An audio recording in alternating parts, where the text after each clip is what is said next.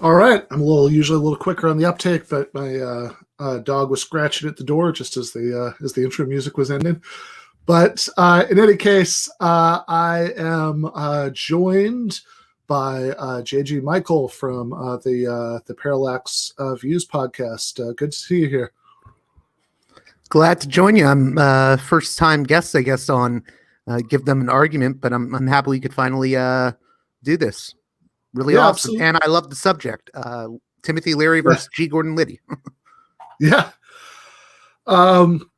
Which ended up being way more timely than we thought, because I had like a month or more ago, like I think there was even some other Liddy debate. I don't remember. In any case, whatever it was, like it was some other debate that wasn't quite this, but it was like in the same vicinity that I'd approached you about, because it was sort of brought to my attention as a possible candidate for this, and I thought that this would be, you'd be a good person to have on to talk about it. And you said, yeah, we could do that, or we could do this one with Timothy Leary and G. Gordon Liddy. Yeah, I think the one you wanted to do was what, Watts and Leary, right? Alan Watts. Oh yeah, there we go. Yeah. Yep. And so yeah, you said, oh, there's also one with Leary and G. Gordon Liddy. That'd be fun. And so we put it on the books and scheduled it for like a month hence, and then it was originally going to be last Sunday, and I ended up having a time conflict, and we did it this Sunday. And then G. Gordon Liddy upped and died during this last week, so this ended up being vastly more timely than we thought it would be. Definitely. And I was going to say, it's interesting. I don't know that you can find this easily online, but there is actually a documentary about Leary and Liddy going on the sort of college debate circuit. It's called Return Engagement. This is one of many debates they ended up doing, but it is really timely because of Liddy's passing. And I think what's interesting is that I think by the time that Leary and Liddy started debating, both men were really shells of their former selves. And I think these debates were sort of part of a carny hustle in a way. Yeah. I could totally see that. Like it's I mean, because it's such a ridiculous idea just on the face of it that there'd be a debate between G. Gordon Liddy and Timothy Leary. So I assume that anybody who's watching this basically knows who Timothy Leary is, but as the sort of original guru of LSD. But G. Gordon Liddy, I think maybe some people saw a little bit of him around the time he died. If you watched the Oliver Stone Nixon movie way back in the day, you might remember the dialogue in there where they're talking about Watergate, and Nixon asked who was running that operation, and his henchman says Liddy. Is Liddy, that fruitcake, right? But this was like and if you're really old like I am, you might remember the 90s after, what was it, Waco or Ruby Ridge, one of those, when Liddy infamously said at this point he reinvented himself as a talk radio host, that when the jackbooted thugs come to you from the federal government, come for you from the federal government, you need to make sure to aim at the head, to avoid the body armor. But before that, of course, what he's best known for, I mean, he had an earlier career in Republican politics, but what he's best known for is being like the Richard Nixon's chief dirty tricks guy. So he was the one who led the group that broke into Daniel Ellsberg's psychiatrist's office after the I wanted to comment on that real quick. Yeah. I was going to say, I always think people leave out the break-in of Ellsberg's psychiatrist, and I think that's a really horrible incident, and I think it shows just how dirty Liddy was. I think a lot of people focus solely on other aspects of Watergate and the Nixon presidency, but the Ellsberg one just shows you who Liddy really was in a lot of ways. Totally, yeah. And yeah, that like after the Pentagon Papers, came out, revealing all of this dirty laundry, about the the backdrop to the war in Vietnam, and how Pentagon planners were talking to each other about it, which is pretty brutal revelations. the leaker, Daniel Ellsberg, that Liddy broke into the psychiatrist's office to unsuccessfully try to find dirt on him, which does definitely give you a picture of who he was. And also, there's lots of stuff that's like worse than that, or certainly worse than the Watergate break-in, that Liddy kind of ran up the flagpole, and you could hear him running it up the flagpole in the Nixon tapes. That didn't end up happening. Like there was stuff about how they were going to kidnap protesters from the Republican convention, and carry them down to Mexico or set them up in incriminating situations with prostitutes. I think at one point Liddy wanted to bomb the Brookings Institute, since that was seen as that think tank was anti-Nixon. There was at least one assassination idea that he floated.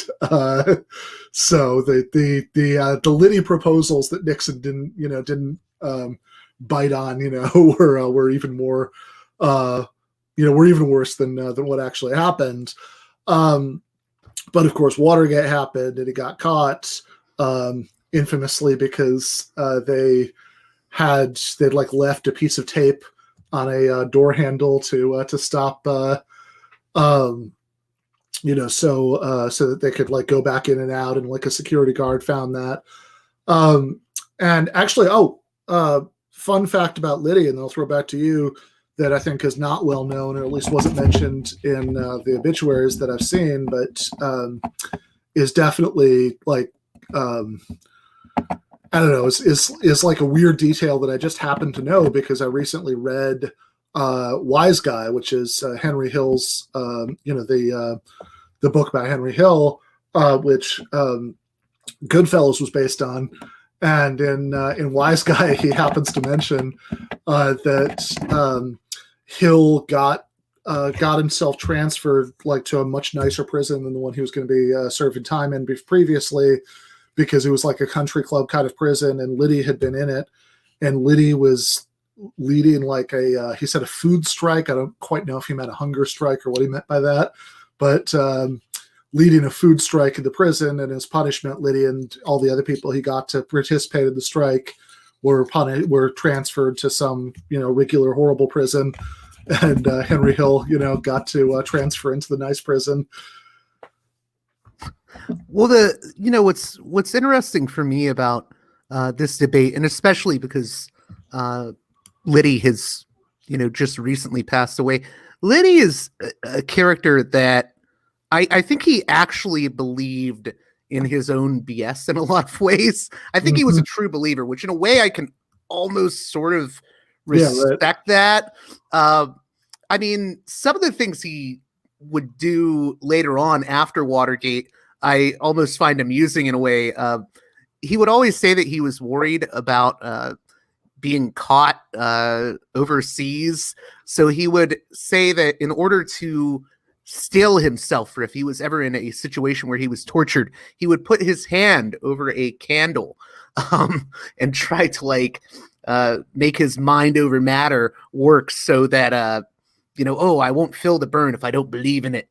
And, I think he's just a very unusual character. And it's interesting at this time when they're doing these debates, both Timothy Leary and G. Gordon Liddy are starting to try to transition over into Hollywood. Not necessarily successfly. Timothy Leary was in a few Wes Craven movies like Shocker and Night Vision. And Liddy was actually on Miami Vice, I believe. But my favorite G. Gordon Liddy film appearance is a really trashy straight-to-video action thriller called Street Asylum. I think I sent you a link to it before, but anyone who hasn't seen that, I think the whole thing's up on YouTube, and it's G. Gordon Liddy as an evil police commissioner. So, I mean, how much better can you get than that? But really, at this time, both were, kind of in a bad place financially. Sure. And I was reading, I don't know if I sent you this, but James Rosen tweeted about Liddy when Liddy passed. And he said, Rosen, of course, for those that don't know, I should mention this. He's a reporter and a New York Times best-selling author that has written about Watergate. But he tweeted recently after Liddy passed. He said, "Most bachelor parties feature entertainment. Mine was held in the Watergate hotel room from which the burglary at the DNC office was staged, and G. Gordon Liddy showed up dressed as a burglar, black cap, flashlight, crowbar, walkie-talkie, to take photos with the guys." And I actually, when I read that, I almost felt bad for G. Gordon Liddy. I was like, yeah, he has to do this, like, he's like reduced to like doing these reenactments, you know, of his, for a bunch of wonky reporters. Like, yeah, it's like at this point, at that point in his life, he's like a Watergate circus act. I was wondering if he did bar mitzvahs and weddings too. A Watergate themed bar mitzvah. No. Yeah, that definitely gives you a sense of what his, what he'd been, reduced to, what his life was like at that point. Should say, by the way, even just from, if you look at the New York Times obituary of him, there are some crazy details in there along the same general lines as the candle thing. So, like, apparently he once like forced himself to eat a rat to like get over his squeamishness. And when he was going into the army, of course, he thought, and I guess wanted to go to Korea, during the Korean War, but he ended up being stationed in the U.S. But like to prepare for it, he was like cutting the heads off of chickens until he could, steel himself to kill without, hesitation. So that gives you some sense of what the inside of G. Gordon Liddy's head might have been like. And yeah, he does seem like a true believer. Like they had, like, apparently when he got out of prison, he was sentenced to like 6 to 10 years. He only ended up serving 52 months. And I think part of the reason he didn't get as much leniency was he didn't want to like speak out as much as people like Dean did. No, that's true. I mean, give him credit where credit's due. He he was willing to serve his time instead of snitching, but as of course, most of the rest of the co-conspirators did. But yeah, when he got out, like he was asked by the press, about if he regretted anything, and he said, when you're, what is it, when your lieutenant and your lord, tells you that you have a mission, what you should say is, and then he does some like Latin phrase, that means like, unquestioningly, I'll do it.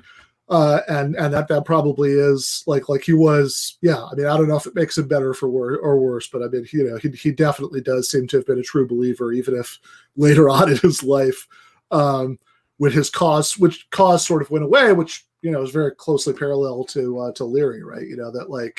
That they had in both cases, their lives were bound up with a sort of certain set of like battles that were going on at the time, and then like maybe a point came when neither of them quite knew what to do with themselves.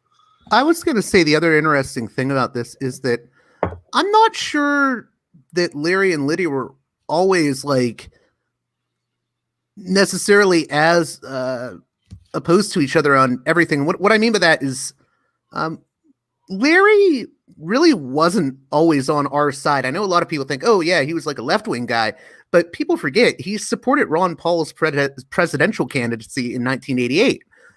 Leary was kind of a libertarian, and as much as I grew up really liking Timothy Leary, I took his advice as a sort of messed up punk rock teenager to question authority and think for yourself very seriously. And I think it was important that I really internalized that message.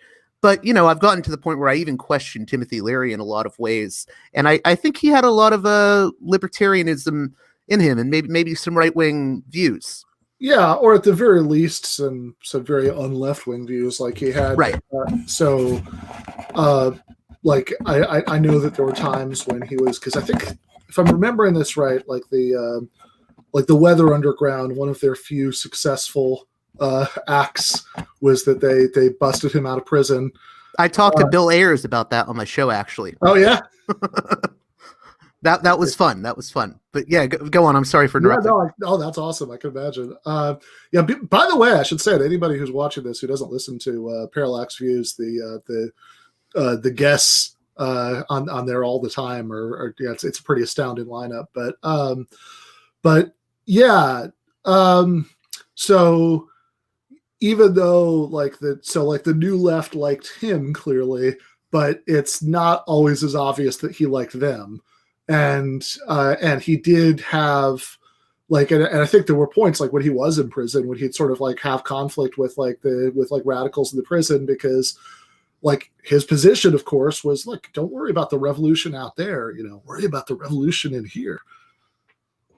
Right, right. And I think there's other questions that people often have raised about Timothy Leary about, was he an FBI snitch? Yeah. And that gets really interesting because that caused a whole debate amongst like the Allen Ginsbergs and Ram Dasses, who were like, he's just a police rat.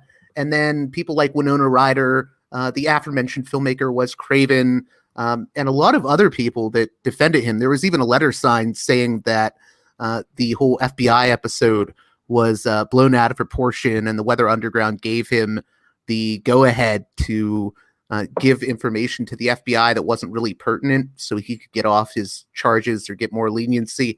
I don't know what to make of any of that. I just think Leary's a very odd and unusual character that angered a lot of people on all sides. Yeah. Winona Ryder, of course, is Timothy Leary's goddaughter. I believe I'm getting that right. Yeah. Yep. Yeah. The Wes Craven part is interesting, though. I wouldn't have necessarily expected that.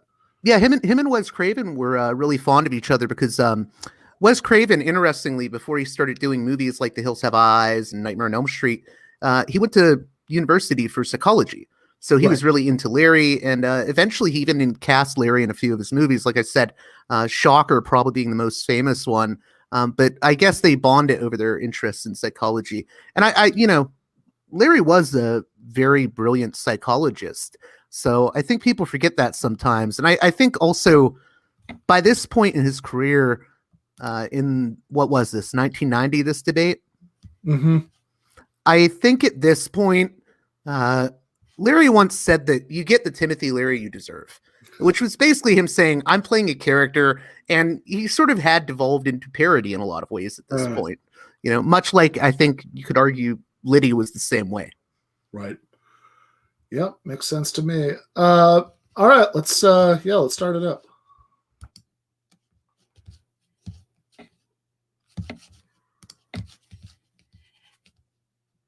Greetings from Cyberdelic Space.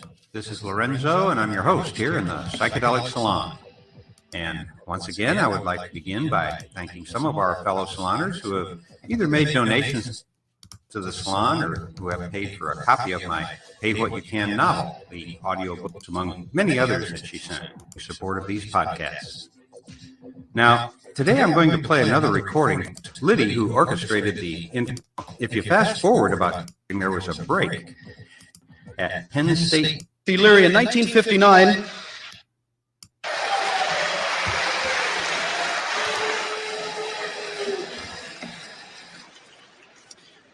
Before we get started tonight, I'd like to introduce one of our guests, Dr. Timothy Leary. In 1959, Dr. Leary was appointed to the faculty of Harvard University, and for 3 years he was the director of the Harvard Psychedelic Research Project.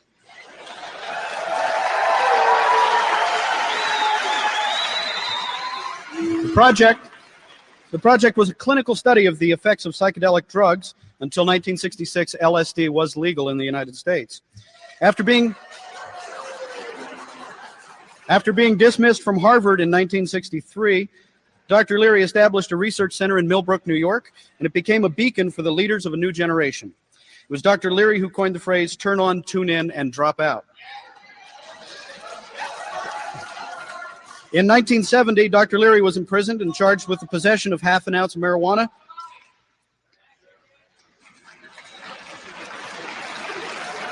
He narrowly escaped prison and was later granted political asylum in Algeria and Switzerland. Eventually was captured in Afghanistan by DEA agents and extradited back to the United States. Mr. Leary was paroled in 1976. Please join with me in welcoming Dr. Timothy Leary.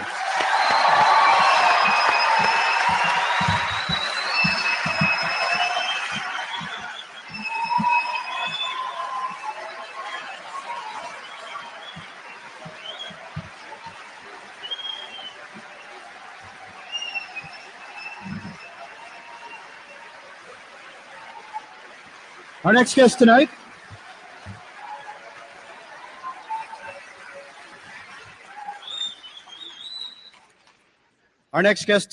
is a supporter of the power of government. Mr. Liddy was a law review graduate, and he holds a doctorate from Fordham University in law. He became, at age 29, the youngest supervisor at the FBI National Headquarters. After serving with the FBI, Mr. Liddy practiced international law and then served as an assistant district attorney. His name became well known outside of political and law circles when he led 2 raids on the headquarters of Dr. Timothy Leary, leader of the 60s psychedelic movement. Dr. Liddy lost the 1968 Republican congressional primary in New York's 28th district. He then took command of Richard Nixon's presidential campaign. When Nixon won, he was appointed to various university and Nixon administration positions. He then became general counsel to re-elect the president in 1972, and the rest, as they say, is history. Mr. Liddy was sentenced to 21 years in maximum security prison for his role in the Watergate scandal.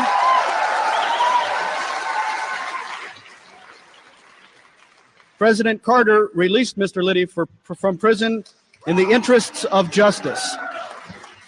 Please join colloquy in welcoming Dr. G. Gordon Liddy.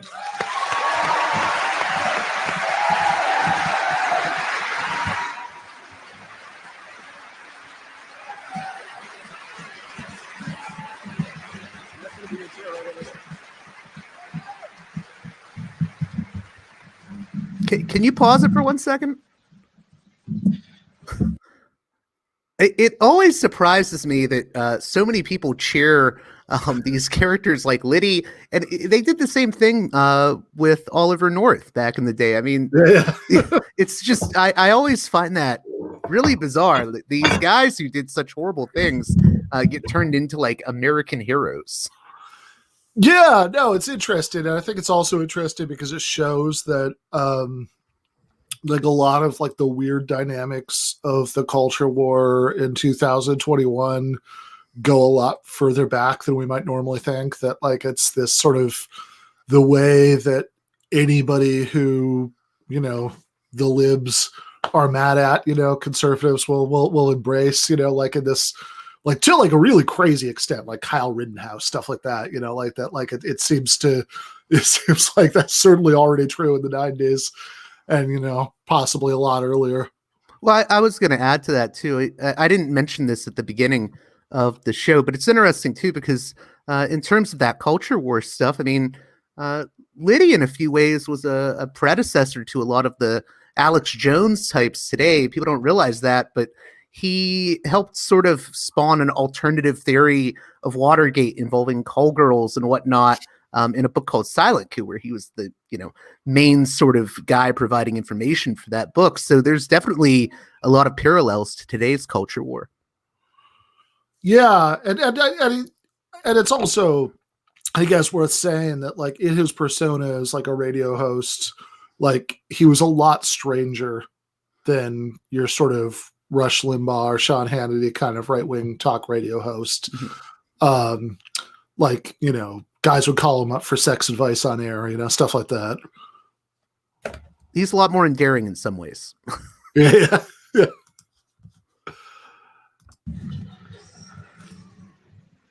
Got to make sure I can keep the room covered here.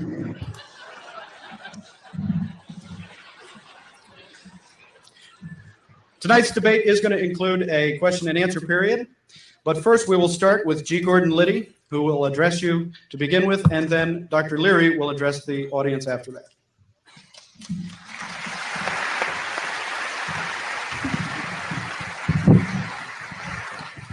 I won the coin toss about going first, but Tim Leary and I, as you're going to find out right from the beginning, don't even agree on the facts and circumstances surrounding our first meeting. And I think probably we better clear that up because we were arguing about that just inside here again. So Tim, why don't you just start off this evening by just telling them how we first met, or your version of it as best you can remember it under the circumstances.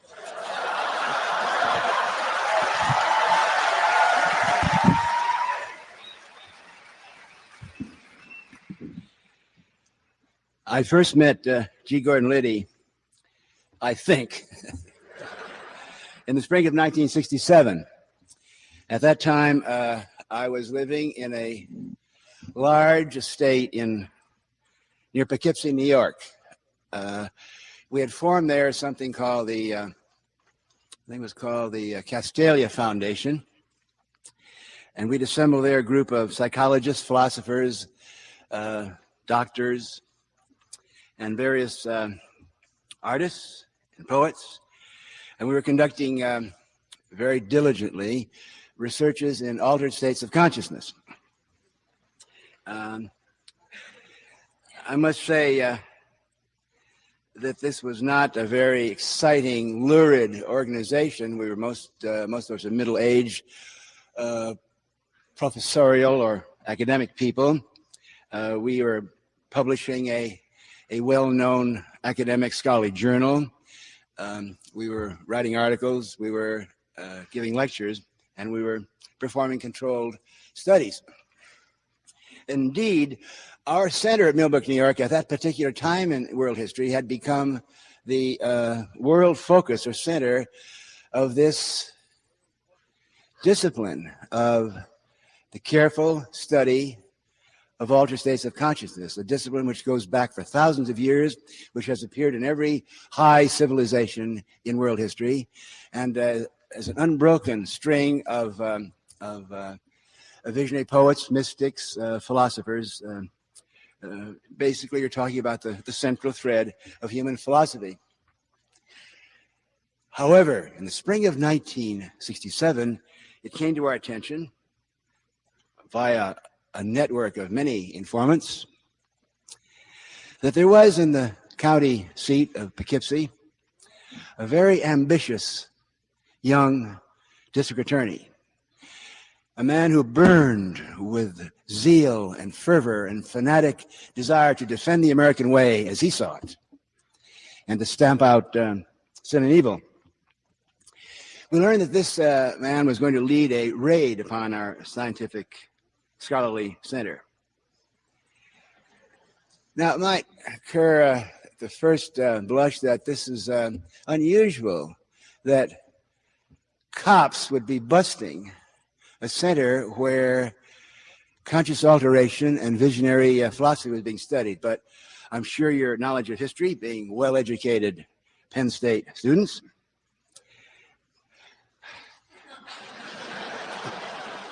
I'm sure you know that throughout human history, the issue we're going to debate tonight has always been a central concern of human society. There are people who want to look within, who want to expand, who want to push the frontiers of human knowledge out, and there are those who want to keep the status quo. Okay, the raid was supposed to happen on a Saturday night. At the time, LSD was legal nationally, but because of a local option was illegal in the state of New York. So we told everyone, if you have any illegal drugs, stash them outside in the bushes. And we sat down on a Saturday night to wait for the Keystone cops to raid us. Well, we heard reports they got lost in the bushes. They went to the wrong place. Police cars were wandering around this large estate. Obviously, it was a typical military police organization. And about midnight, we gave up and went to bed. My wife and I were just settling our brains for a long springtime nap when all of a sudden, on the hallway outside the door, we heard a clatter and rumble of feet. The door of our room was rudely pushed open, and there, leading a band of guerrilla terrorists, dressed in the uniforms of the local deputy sheriffs, booted, armed, helmet. They're leading this band of midnight raiders. Is that Peter Sellers as Inspector Clouseau? G. Gordon Liddy, with great command and hardline presence, looked around my bedroom, saw a pot by the fireplace, picked it up, found some brown vegetable substance, and put me under arrest for what turned out to be possession of peat moss. Now,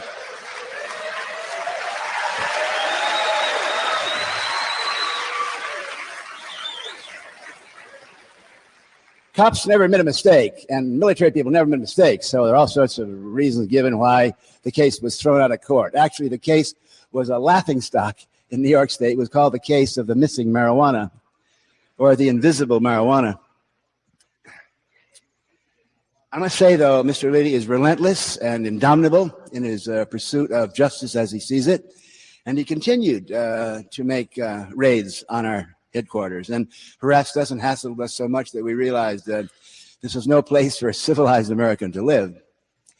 So we moved out of New York State and moved to California, a migration for which I'll always be grateful to Mr. Liddy. Mr. Liddy, however, as a result of his exploits, or probably because they wanted to get him out of the county, was transferred to Washington, D.C. and joined the Nixon White House, where he led other midnight raids of dubious legality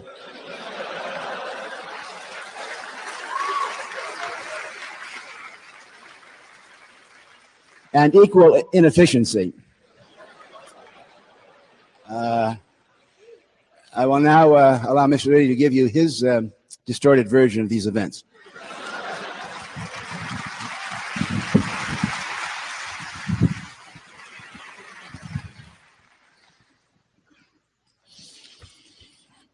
Well, as you're about to see, Tim and I really don't agree on just about anything in this world, and that certainly does include the facts and circumstances surrounding our first meeting. There are elements of truth in there, and at no time would I suggest that Tim was lying to you about it. His condition that evening was not conducive to being able to remember very much. But here's the situation we found ourselves in. We kept getting reports from the 64-room mansion in this several thousand-acre estate in Dutchess County that Tim and his cohort were occupying, and that they were distributing and using controlled dangerous substances out there. We've managed to get sufficient people in to be able to go before a judge and get a search warrant. But we had a problem, a legal problem, in the execution of the search warrant.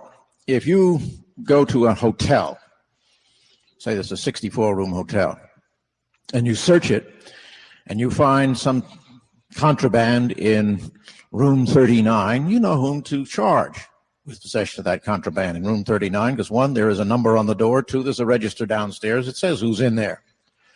But of course, in Tim Leary's establishment, there were no numbers on the doors, there were no registers downstairs.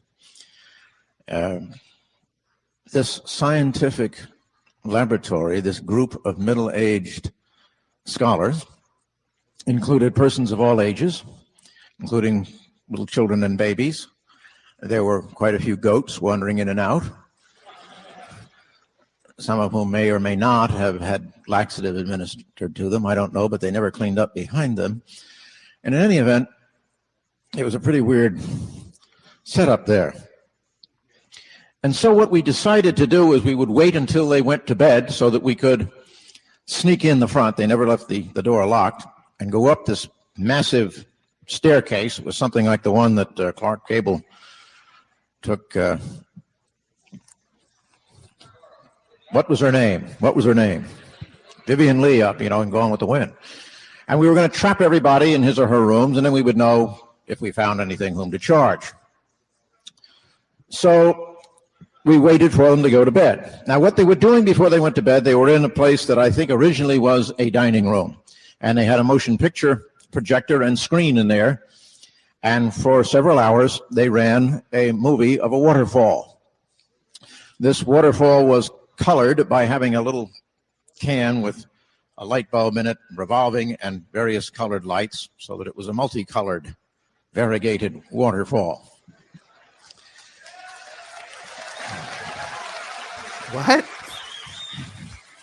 While the water fell for several hours, they smoked something. The place was full of smoke. At any rate, they finally staggered off to bed. And that was when we decided, all right, now we'll go in and trap them in the rooms by sneaking up the stairs. We had 12 helmeted and booted deputy sheriffs.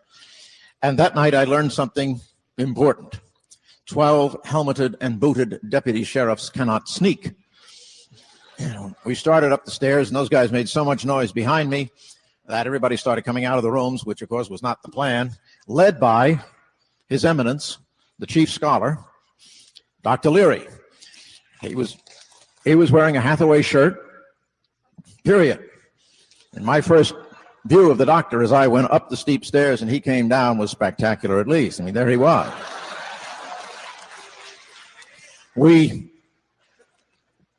of course, searched the premises. We found lots of things, peat moss and other things too, but we also found LSD, I think some psilocybin and some marijuana and what have you, and so they were arrested. And the trial was funny because the defense rested on two things. One was the fact that in the interval, the Supreme Court of the United States had decided the case called Miranda versus Arizona, and they were attacking the warnings that we gave to people when we arrested them, and it ultimately fell on that ground. But their chief reliance was that this was part of their religion, and this was their religious practice and experience. And in order to establish that,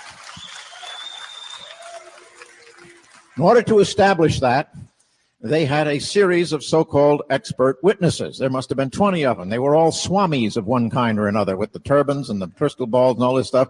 And I'll never forget the judge jumping up and down saying, you know, you bring one more swami in here and I'm going to hold you all in contempt. In any event, as I said, the case failed on the basis of Miranda versus Arizona, but then we raided them again, and this time we got them and they made a deal. You know, you leave Dutchess County and we will stop busting you, and that's really what happened. And he did indeed go off to California, for which he is very grateful, but for which California has never forgiven me. Now, at this point, inasmuch as I won the coin toss, we will start the debate. What we're talking about here, and when I say we, I mean specifically to include you, because in the question and answer period, I was going to ask if you wanted to pause it there and comment a little bit on this, because I'm very much getting the sort of carnival-esque atmosphere of this whole event. You know, so far it seems like a lot of swiping. You know, Larry's calling them the Keystone Cops, and Liddy's making reference to, oh, I saw the guy schlong because he was only wearing the Hathaway shirt. What do you make of it so far? Yeah, it's very much a spectacle. No, it is very much a spectacle, and it also makes me wonder how far along this was in their relationship at this stage of their lives, right? Like in other words, like this reads very differently depending on whether this is like their first engagement or like their 20th. Because like if it's their 20th, then like this really just feels like theater. No, you know what? I think it was much later into their doing this. I think they started doing some of these debates as early as like 82. I could be wrong on that. Don't quote me. But this is like 1990. So this is definitely like one of the later ones, probably. Yeah. Yeah. In which case, yeah, this is almost like kayfabe at this point. What did you think? Well, I guess we'll get into it later, but it'll be interesting to talk about Miranda versus Arizona, because that has to do with the Fifth Amendment. And I think Leary ends up being very much right on that, because, you know, it has to do with whether evidence that you get in interrogation should be usable in court. And I think there's very good reason to question those interrogations sometimes, just because a lot of people can be intimidated, or as Larry puts it at one point, I think later on, some people are just intimidated because they're either afraid or maybe they're not smart to what's going on around them. And I think there's going to be a lot to be said about that later on. Yeah, I mean, it's certainly, I mean, look, I always liked the, I think Cory Doctorow has a line somewhere about how Starsky and Hutch reruns have done more to promote freedom around the world than the Declaration of Independence because of people, seeing it on TV and then, getting the expectation that, they're supposed to be read their rights, when they're arrested and, and told that they, have a right to an attorney and, all of that stuff. But yeah, I mean, this is like a crucial, this is a fairly crucial thing just in terms of the ability of, law enforcement to bully people and get, and scare them into making confessions. It's I'm not, I'm not wild about the Supreme Court as an institution overall, but you definitely have to chalk that up as a point for the side of the debates that says that this is an important thing to have.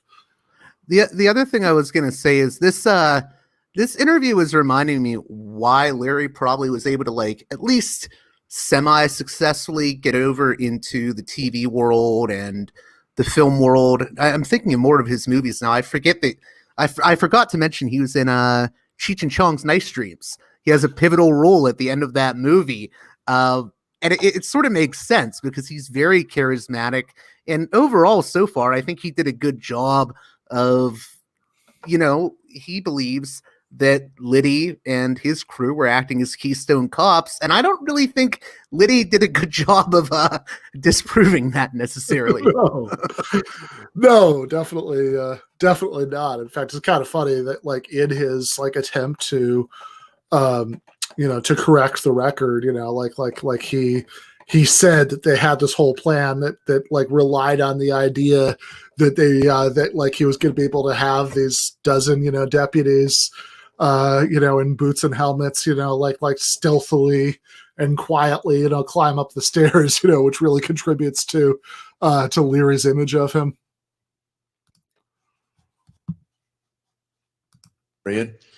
We are going to solicit your questions and your views, and you may ask either one of us or both of us, and we'll get into a three-way conversation on this. But there is a natural tension between individual rights and the claims upon us that the state has.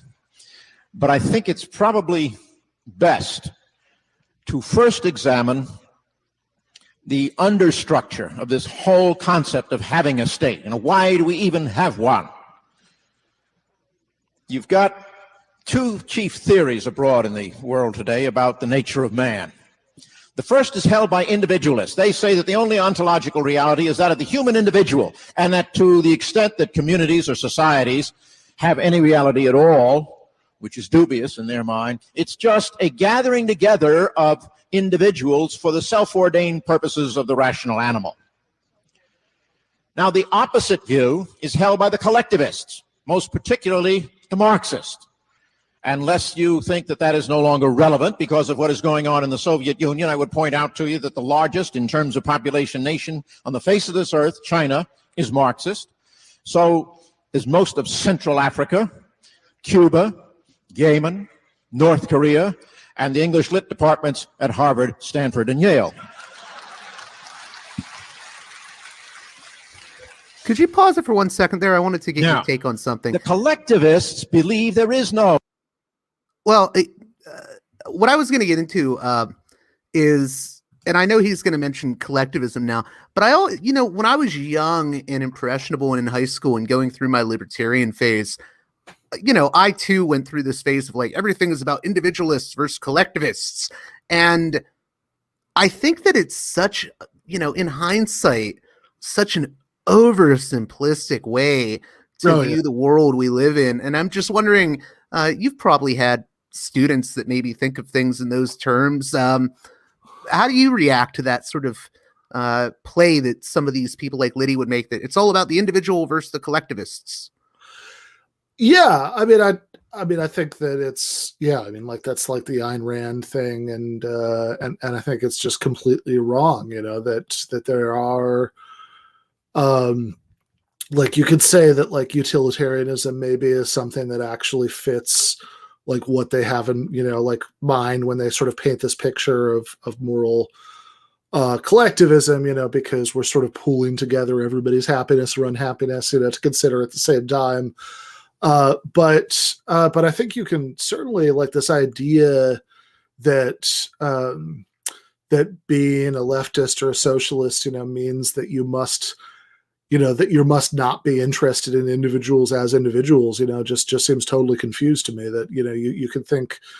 Look, that each one of us has a right to live as good a life as we possibly can, consistent with with everyone else, being able to live the same kind of life, and that includes then and that grounds those sorts of positive rights to healthcare and education and decent standard of living and autonomy at the workplace and and all of those sorts of things that that lefties might care about. I mean, you can get there, like, even in terms of sort of abstract, philosophy. I mean, like, you can, like, a fairly intuitive way of justifying, redistribution of wealth or even socialism, is like Rawls's veil of ignorance, thought experiment. So you imagine that you're designing a society and everything to know that there is to know about like how things will empirically work out. But the one thing you don't know is who you're going to be in the society, male or female, black or white, born into a rich family or a poor family. And so, Rawls thinks a just society is one that you would design in the interest of maximizing your own self-interest, from behind the veil of ignorance. And then concludes that, of course, it would, the result you would design something, extremely egalitarian, that like he thinks that under some narrow circumstances, some inequality might be okay, but, it sort of has to, inequality is sort of guilty until proven innocent. And that's certainly a moral approach that is all about, like the sort of basic unit of moral evaluation is an individual and what kind of life that individual is going to have. So I think that this idea that like, that you have to sort of dissolve individuals into some kind of collective in order to get to collectivist, economic conclusions, I think it's just kind of a confusion. That'd be my take. Yeah, I wanted to add two things to that. One of the reasons I moved left after that misstep into the wild and woolly world of libertarianism when I was younger, I think it's because I view the left as being a really liberatory project, ultimately. I think we're the ones that truly believe in freedom. And I really don't know that this sort of really brutal capitalist system where, oh, well, too bad you have to work, 4 jobs now if you just want to survive. I don't think that makes people free, right? No. And, the other thing that I was going to mention, I don't know if you've ever read this short story, but there's an interesting short story by Kurt Vonnegut called Harrison Bergeron. Oh, yeah. It's funny because I always hear libertarians and G. Gordon Liddy types that talk about individualism versus collectivism.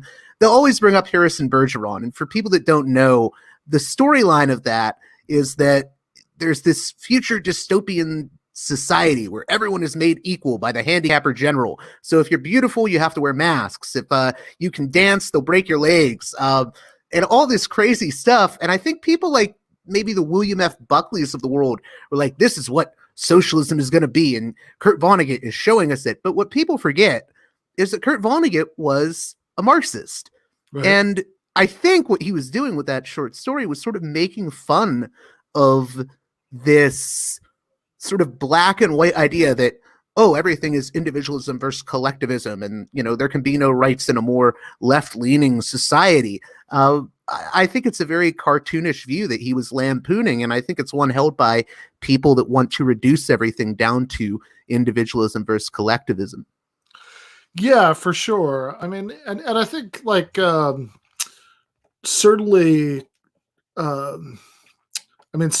like Karl Marx, was very interested in individual flourishing. That he thought that it's like important to have a society where it's like, well, really ultimately, once you get up to the sort of like really advanced version of the kind of communist society that he has in mind, where there's so much material abundance, that everybody can just kind of take what they need, and where, maybe so much has been of the work that used to be done by humans has been automated away, that you can, everybody can just sort of pursue their own projects, and what little work needs to be done by humans can still be done, and we could argue about how realistic that is, or whether parts of it are and other parts aren't, but like it's that's really driven by this idea that at their basis, humans are creative, and have and it's really important to like have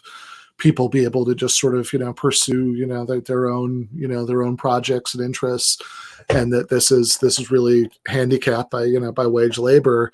And even in terms of like sort of short-term social democratic things, I like like Corey Robin is really good about this, like how you can really make a case for universal social programs based purely on freedom, that that like, if just on a really basic level, I mean, if you like, if you aren't worried that you'll lose your health insurance because you lose your job, you're a lot more likely to tell your boss to go fuck himself, if he tells you to do something that you don't want to do, or if you're, like, you're a lot less likely to worry that if you get a nose ring, they're like, then and that like, oh, what if the boss doesn't like it? You're less likely to be completely dominated by your sort of boss overlords. Exactly. Yeah. And I think the point really generalizes, that the less people are reliant, I mean, obviously, like, workers' control of production would sort of be at least short of that, extremely long-term, Marxist vision, would be the best way for some people not to be just completely dominated, by other people economically. And even short of that, that having more, having fewer of the things that you need in life, be up to the whims, of the company that you work for, whether they want to keep you, is something that makes people a lot more autonomous in practice. So yeah, I think this thing about individualism and collectivism is just completely wrong. And also, by the way, very ironic, since like, okay, Liddy's going to talk about how, there's no such thing as society and we're all just individuals, but like also, it's okay to illegally surveil people and make plans to bomb the Brookings Institute and everything, if your presidential liege lord tells you to. This will sound trite, but I've responded to people that want me to get into the individualism versus collectivism debate by saying, I don't think there's any society without individuals, but I also don't think there's any like, I think it goes both ways. There is no society without individuals, but there are no individuals without a society. Like, you kind of need, both. Yeah, right. Like, you get, I mean, sure that like but I mean, you can think that what's the sort of basis of any kind of normative argument has to be like what kind of lives people are leading and the only way they lead them, which is one at a time, but also that, yeah, I mean, look, Hobbes is wrong about a lot of stuff, but it's not wrong that life in a state of nature is nasty, brutish, and short. Like we could have, like, yeah, you do need a society to live a decent life and have like, basic needs met and, have like enough free time because you're not like hunting and gathering all the time for your food, that you can live a reasonably fulfilled life, So I think that, and obviously we are all, incredibly reliant on each other, but that doesn't, yeah, like this, I think that, I mean, what people are talking about when they talk about like collectivists, who don't believe in the individual or whatever, like I just, at a certain point, like I lose track of what the, of like who the target of this, is even supposed to be, like, are do you just mean like, Stalinists, that like, are you just talking about like people who, in which case though, I don't know if it's any more true of them than any other political authoritarians, or, or do you mean like, utilitarians, what are we talking about here? Like, like mostly in these discussions, these sort of Randite things, collectivists always feels like a very poorly defined, bogeyman, just to kind of fill in like whatever the, like just as something for the individuals to define themselves against, more than like as an actual description of anything that anybody believes. I was going to say, I know it's trite to mention this, but I think Rand started, sort of using the system to her benefit too. Medicare or something at the end of her life. No, she did. She did famously use some government benefits, which objectivists will have like a very angry defense of why that's consistent and why that's okay. Which is actually, I think, if I'm not mistaken, if it wasn't the last, it was almost the last debunk I did for TMBS, was about a video that the Ayn Rand Institute put out to justify their the fact that they'd applied for like a COVID relief check.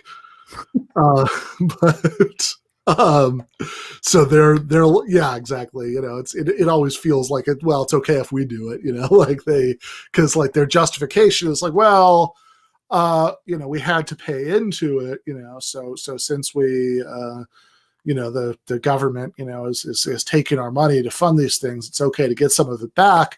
But then what I was wondering about is like, okay, so does everybody else get to use that excuse?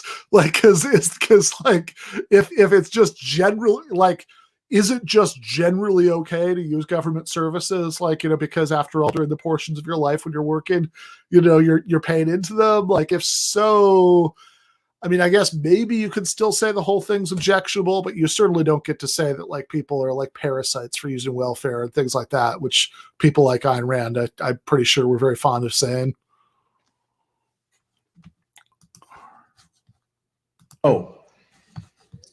Individual ontological reality at all. As far as they're concerned, the only reality is that of society, and society's nature is completely determined at any given time by the means of production currently in use.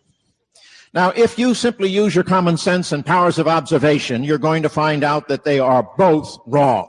You look around you, you are going to see a world filled with individuals. Tall ones, short ones, fat ones, thin ones, black ones, white ones, yellow ones, red ones, smart ones, stupid ones, etc.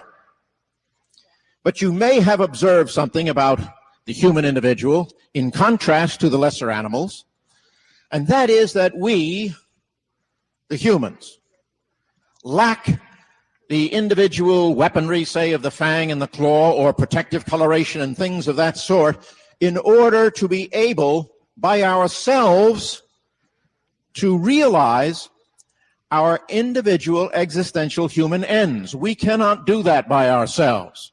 Unless we have mutual supplementation and cooperation among us, we cannot create such vastly different things as, say, an armed forces on the one hand and a ballet on the other, a healthcare delivery system, a road system, police departments, garbage collection, anything. None of those things are achievable by ourselves.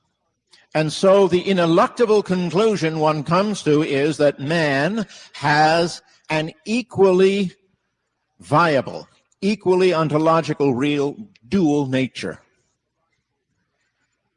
Now, that being the case, you can recognize that there is a distinction between morality on the one hand and law on the other.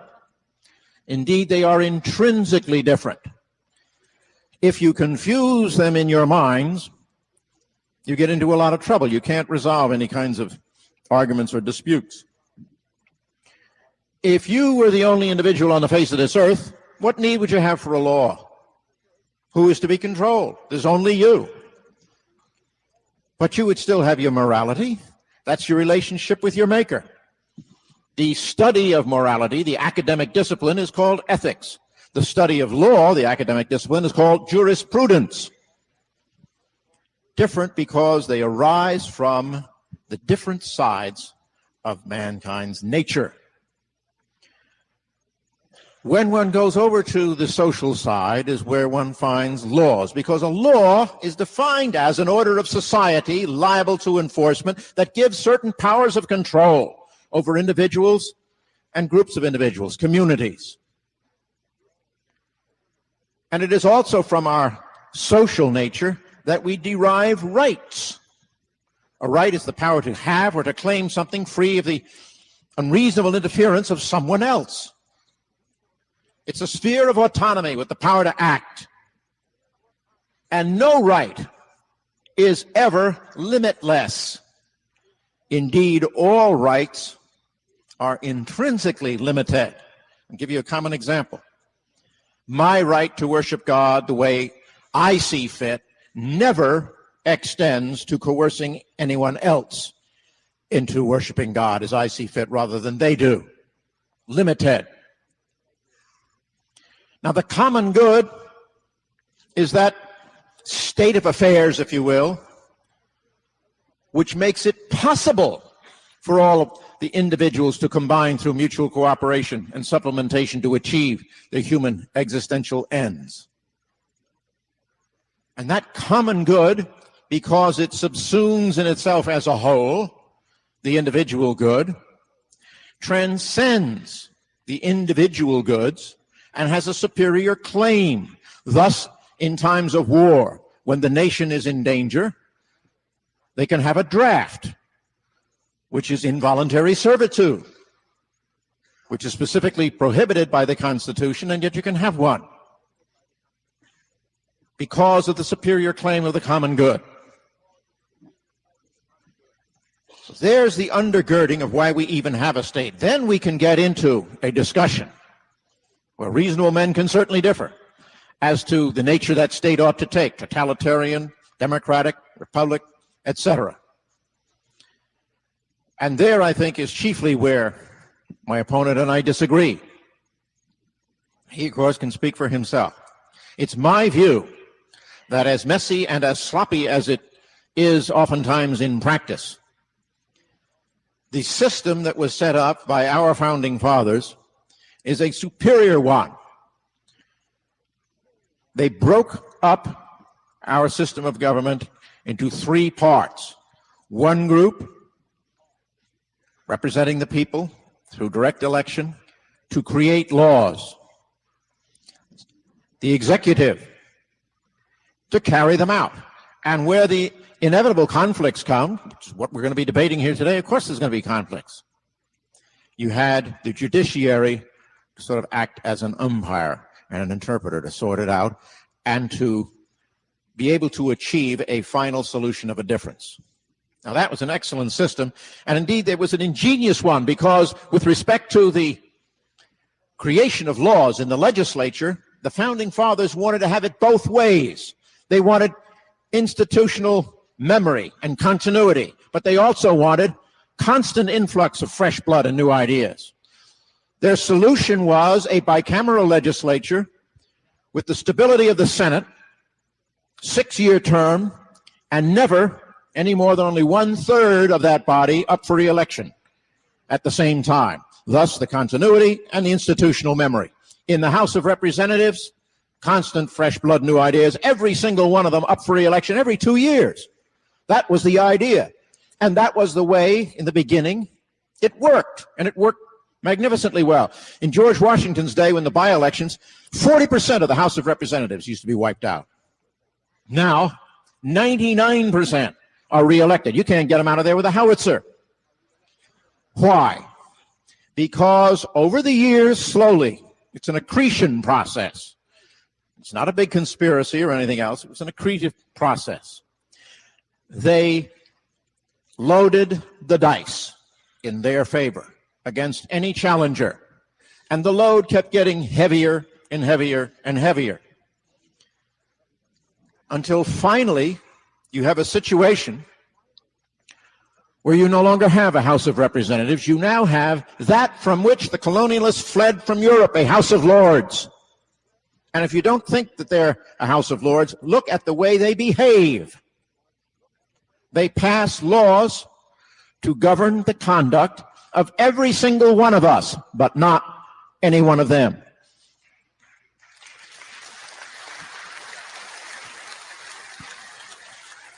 I want to give you some examples. Civil Rights Act of 1964, generally attributed right now as being one of the great laws ever passed, does not apply to the Congress of the United States. They exempted themselves. Minimum wage law applies to you and me and everyone else, not to the Congress. Fair Labor Standards Act does not apply to the Congress, only to you and me. Age discrimination laws applies to us, but not to the Congress. OSHA applies to us, not the Congress. All of these things do not apply to the Congress, only to us. So where does that leave us? What it leaves us with is an absence of accountability. The system that was set up by the Founding Fathers is that we are their boss. They are accountable to us for what they do, supposedly. Only now they're not, because they no longer need fear failure to be reelected. They're set in concrete, so they don't really care what you think. Thus, they are contemptuous of you. There's the problem. And that is the genesis of the movements in places like California and Colorado, other places, to limit their terms, or indeed of an even more powerful grassroots movement, to just fire everybody next general election. Doesn't make any difference whether they're Democrats or Republicans. The reason for that is that one thing you can be sure of, whoever comes in as a result of the action of the people firing everybody in the Congress, is those people will fear you. They will respect you. They will listen to you. And you will once again have a House of Representatives instead of a House of Lords. But those are the kinds of things that we should be discussing and debating. These are issues that you can act upon within weeks now. And so I'm very heartened by the fact that so many of you are here, because it's clear that you care. Because what these people do down there, these people who are no longer accountable to you in passing these laws that apply to you and not to themselves, will run your lives. And your lives are just beginning. And they've already got a shackle on you. You can tell he's really bitter about, having to go to prison over the Watergate stuff. Yeah, it's pretty awesome to review the things that are these laws that the this House of Lords has imposed on you and me, but not themselves, that are going to ruin your life. Because what are the actual laws that he listed off? Civil Rights Act, Fair Labor Standards Act, OSHA, age discrimination, which it's maybe kind of a really obvious point, but man, who's the you here whose life is going to be ruined? Right. Yeah, I think it's interesting too, because it's always these characters like Liddy and like Oliver North around the same time that are in favor of things like, and I know this is esoteric for a lot of people, but things like Operation Garden Plot and Rex 84, which were plans during the Cold War in case of a national emergency, where there would be actions taken against people seen as dissidents.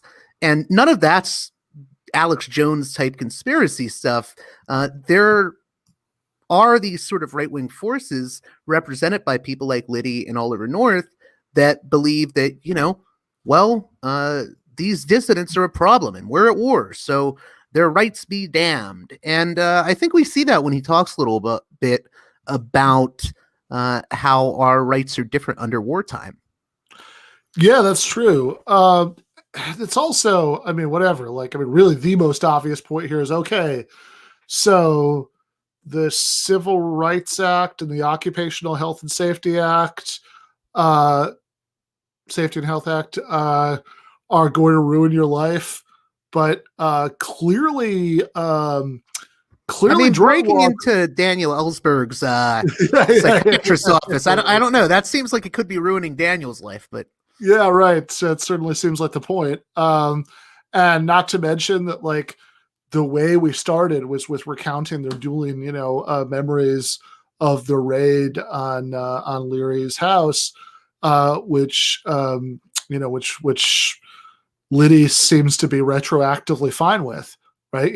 He says like, dangerous, controlled substances. So like having like health and safety and anti-discrimination, laws in the workplace, that's going to ruin your life. But, it's like arresting people for smoking weed in the privacy of their own home. That's fine. I think another big difference that I'm noticing between Leary and Liddy in this debate, and this is just how I feel about it, is I feel like Liddy just sort of decrees things. He sort of hands down decrees and says, this is the way things are. Whereas Leary, and I think we'll see this even more so later on in the debate, he sort of has this mentality of, I'm not going to tell you how to think. This is how I view it. And I think there's a more lightheartedness to Leary that is kind of useful. And I think it can sway people a little bit. Yeah, for sure.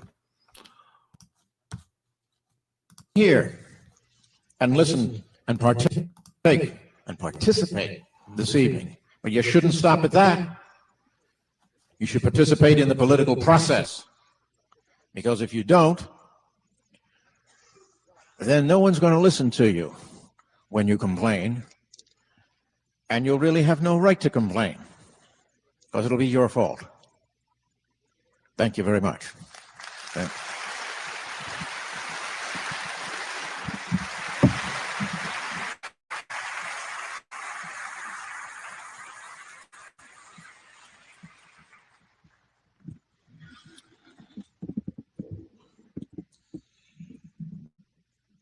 I have come to know Gordon Liddy pretty well. Midnight raids and evening debates. I think I should point out something that I've learned about Mr. Liddy that you may not know. Number one, Mr. Liddy is a lawyer. Actually, he's a well-trained lawyer. Mr. Liddy is a very articulate and well-educated man. He was trained by the Jesuits in such skills as rhetoric.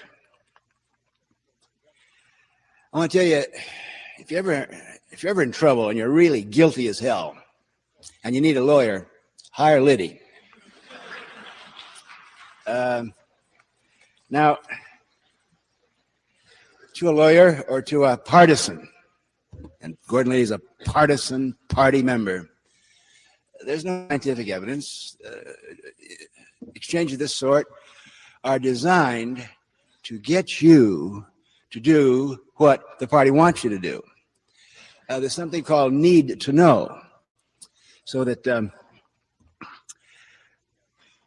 what Mr. Liddy gives you is the current, up-to-date, right off the hot grapevine scoop on what the hardline, right-wing nuts who run this country want you to believe. Now, let me give you an example. You notice that Mr. Liddy said back in the 60s, the Supreme Court, in its stupid wisdom, saw fit to rule on something called Miranda versus Arizona. Now, what that case was about was, it said that police have no right to grill, cross-examine, question suspects without warning them of their rights. That protects police from brutalizing or extracting confessions from uneducated or frightened or ill-advised arrestees. I mean, if there's any issue of common sense in a democracy with any pretense of civil rights, you have to have some check on the power of the police in that back room of the station house when they've got some poor, scared, uneducated, probably guilty, maybe not person, and they start questioning him and waving instruments of pain in front of him. But the Supreme Court, which ruled in favor of Miranda against Arizona, of course, was taking power away from whom? From the cops, from the central government. Now, you may not remember it, but during the 60s, the Supreme Court, Mr. Liddy and his right-wing ring-ding nut fanatics, They were attacking the Supreme Court, Why? Because the Supreme Court was standing up in a series of issues of civil rights, of racial equality, of equality for the sexes. I mean, there was a glorious Supreme Court then defending the rights of the individual. Now, in glorious 1990, you notice Mr. Liddy is not criticizing the Supreme Court today because the Supreme Court now has been packed by really fanatic right-wing Republicans. Are you cheering for them? Yes, you are. Okay, yeah. Good. But I want to point out to you all this bullshit that Reagan told us about we're going to get the central government power, off our back.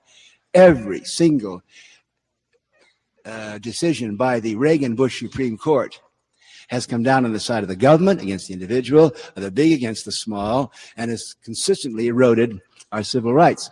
So the Supreme Court is no longer the object of derision because the Supreme Court now is against the individual.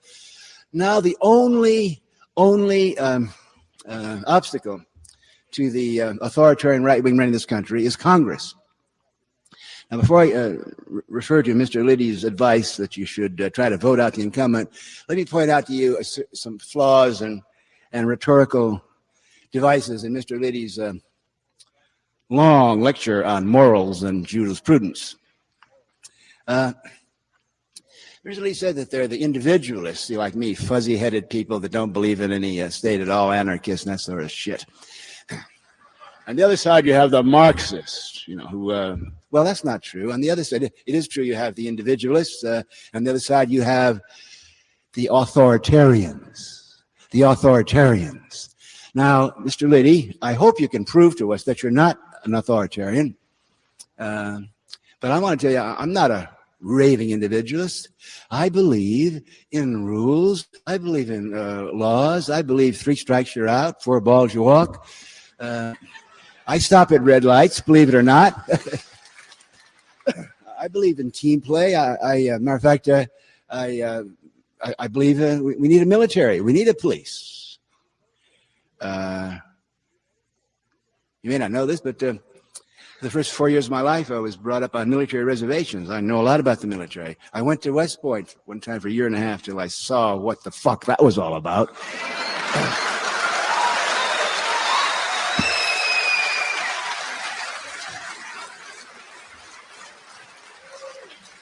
I was a volunteer for military service in World War II, and I served 5 years. Matter of fact, when it comes to bragging rights here, Mr. Liddy served more time in prison than I did. I'll give him that, but I served more time in the military than he did. Matter of fact, when I was honorably discharged after 5 years of service, I was given the victory pin. And I several times won grape leaf clusters on my good conduct medal. I learned something. I believe in the military, but I believe in the basic American tradition that we do not want a military caste. We do not want an entrenched career military. The wonderful thing about America has always been that when a war breaks out, we can call upon civilians to rush to the defense of our country. And I did that in the World War II, and I do it again if our country is obviously threatened. The problem was, though, that during World War II, oh, by the way, they'll tell you, see, the terrible thing about World War II is, for many people that were in it, it was the greatest buzz, hit, flash they've ever had in their life. And people like George Bush and a lot of these old-time World War II warriors, they never got over it. That was their moment of real glory. They'll tell you that they'll always bring up World War II. Vietnam was like World War II, and now Noriega is like World War II. Hitler. Oh, we got a new Hitler over there in Saddam. They're always, if you give in to Noriega, that's Munich all over again. Huh? And I do believe in the military, but I want to point out to you, you probably don't realize this, but World War II was not won by a professional military officer caste. I was at West Point in 39 and 40 when the war was just breaking out. I want to tell you, all those peacetime military people, they had yellow gloves and cavalry sabers.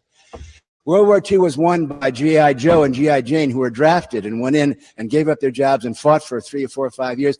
And the minute the war was over, went back home and continued civilian life, the American tradition.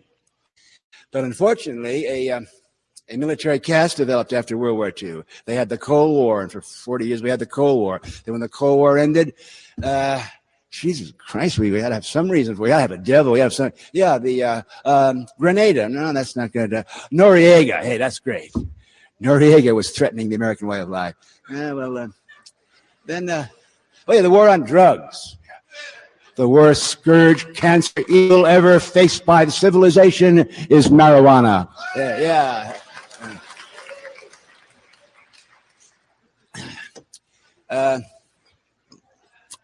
Now, I'm not rambling here.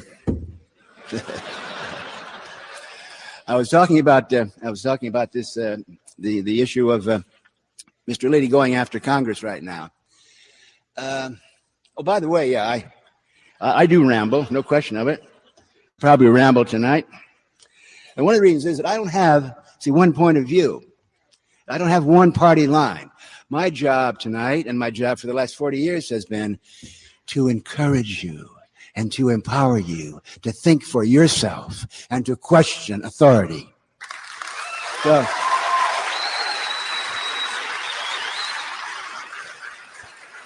do you want to cut in, Ben?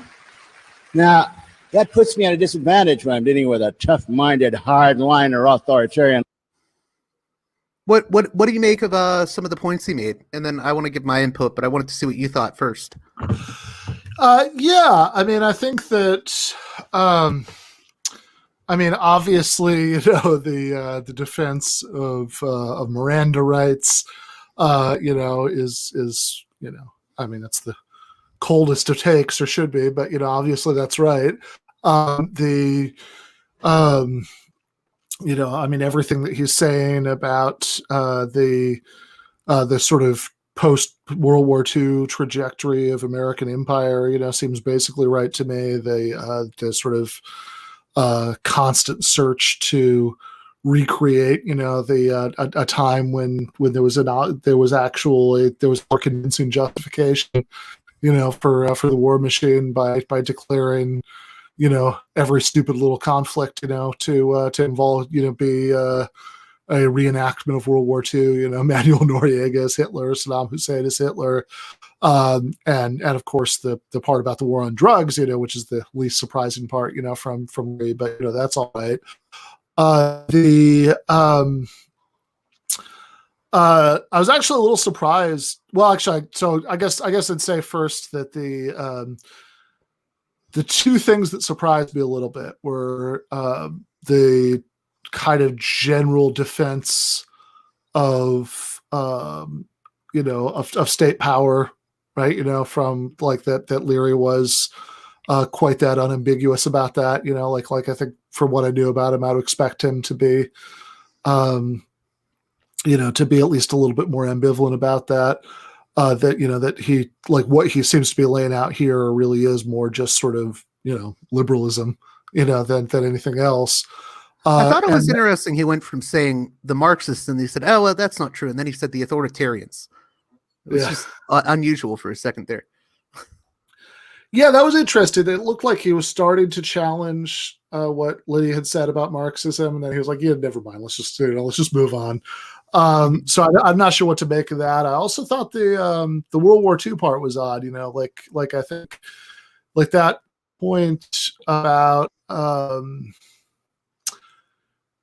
having a sort like it almost seemed like he was saying that Leary was saying we shouldn't have a standing army, we should just like raise an army, when it's necessary to go to war. But then it was a little unclear to me, at least, how the World War II part, fit into that, right? Because it's not like the U.S. didn't have a standing army, between World War I and World War II. Yeah, I would agree. There are points that, I'm not sure that I would agree with Leary on. What stood out to me was definitely what he said about the war on drugs. And I was thinking of John Dean. I think it was John Dean that told Nixon when Nixon wanted to start this whole war on drugs. It actually really starts under Nixon. A lot of people think it's all Reagan, but it goes all the way back to Nixon. And I think Dean is on record as having said, you don't want to do this, along with other officials. And Nixon was like, well, why? And apparently he was told that it would create a narco enforcement complex, which is oddly enough exactly what it has done. And I think Leary brings up a really good point about the post-World War II era. We essentially have a national security state now, and it's really become impossible to question a lot of things, even with regards to foreign policy now. Now, if you question foreign policy in the U.S., you're a Russian asset or an Iranian asset, or you're this or that.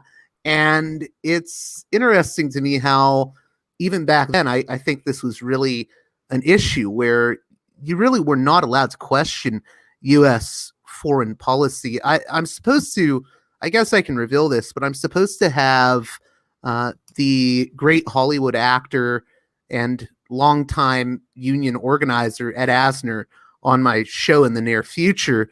And I've been thinking about how his show, the Mary Tyler Moore spinoff, I believe it was called Lou Grant, it was actually canceled probably because he was supporting the Salvadorans who were, he was financially supporting them, I should add, who were fighting against this US-backed regime in their country that was very dictatorial.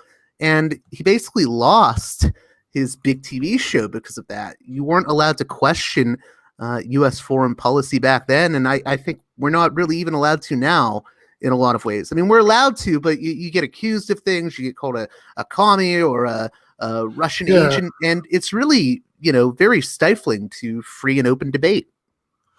Yeah, no, for sure. I mean, I think that,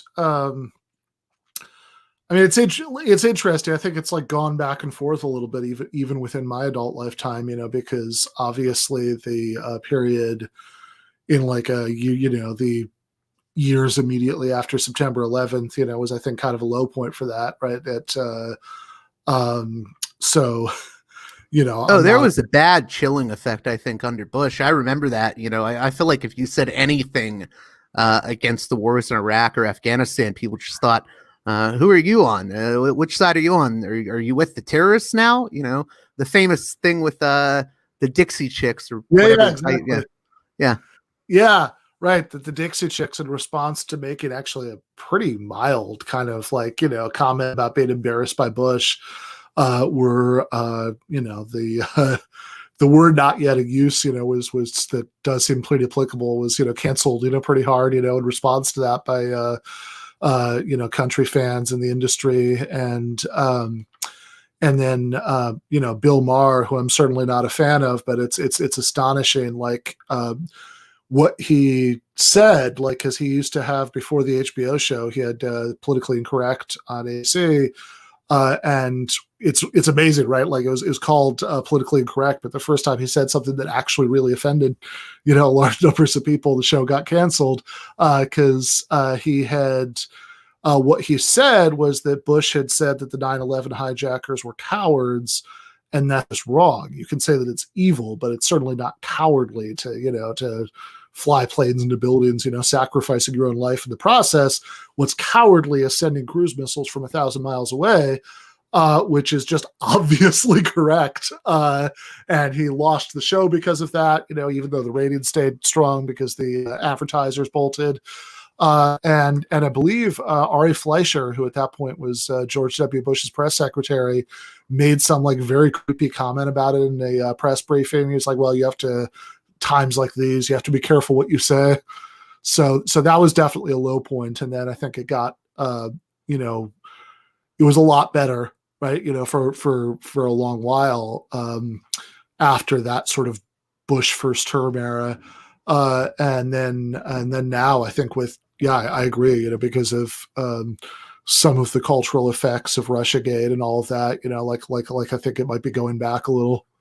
I was going to say the one that always got me from that period, and I hate to defend him because my politics are so opposite of him at this point, but I remember I don't know if it was the 2008 Republican primaries or the 2012 ones, But there was a debate where Ron Paul mentioned the idea of blowback in terms of foreign policy, that we create enemies sometimes by foreign policy decisions we make overseas. And I remember when he said that, Rudy Giuliani yelled at him and said, "You're blaming America for 9/11. I was in New York on 9/11. I was the mayor. You must apologize, Mr. Paul." And I was like, well, I mean, he's not saying that like Americans are personally responsible for that happening. He's saying that foreign policy blowback is a thing. And, you know, there was a chilling effect.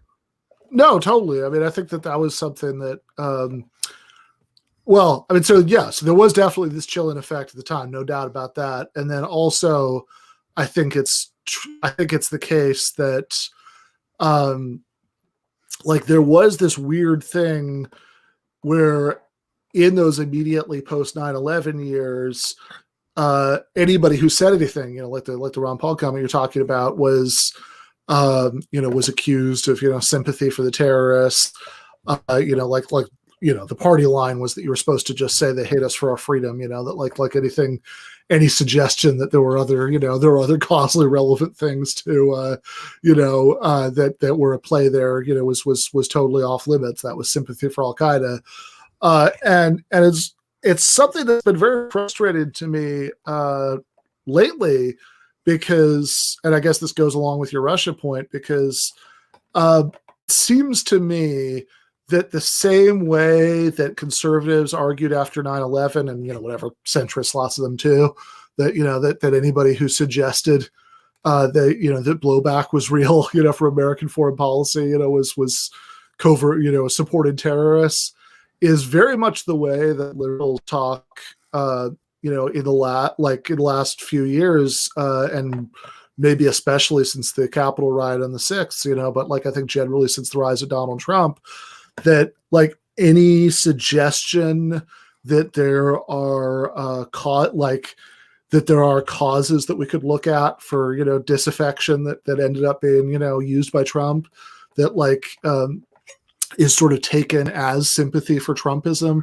and this exact distinction between like talking about a chain of cause and effect and talking about like moral justification, you know, that like yes, the reason why there's this pool of people who could be recruited by Al Qaeda in the Middle East is because of the, you know, is because of the anger caused by American imperial violence in the Middle East. That's a totally different thing from justifying anything Al Qaeda did. That exact distinction that, look, we can talk about like, you know, economic dislocation, for example, you know, leading people to vote for Trump without saying that voting for Trump is good. And that distinction is one that like a lot of liberals now seem very resistant to.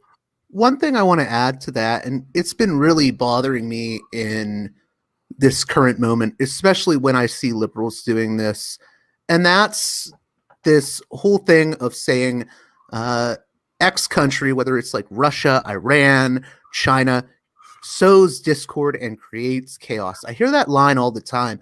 And what I really find frustrating, and I brought this up to liberal friends I have, is, okay, you can say that Press TV or RT or Sputnik or any of these state-owned networks, maybe they amplify certain messages or narratives, but it's our duty in our country to solve the already existing tensions. If another country is exploiting those tensions, they're not creating the chaos. The chaos is already there. The tensions are already there. They can only be exploited if they're already existing. Does that make sense? Because I've had a lot of people get confused by it. Yeah, for sure. I mean, there's even like look, there are points in the last couple of years where like I saw people blaming like Russian troll farms for things like Black Lives Matter. It's exactly. It's bizarre. Yeah, exactly. At which point it just sort of circles all the way back around to the point where like it just sounds like some, you know, Southern sheriff, you know, saying that our local Negroes were just fine until these outside agitators, you know, got them riled up, you know, it just, yeah. I mean, that's absolutely right. Like if the message is landing, right, you know, then there's something it had to work with, you know, before.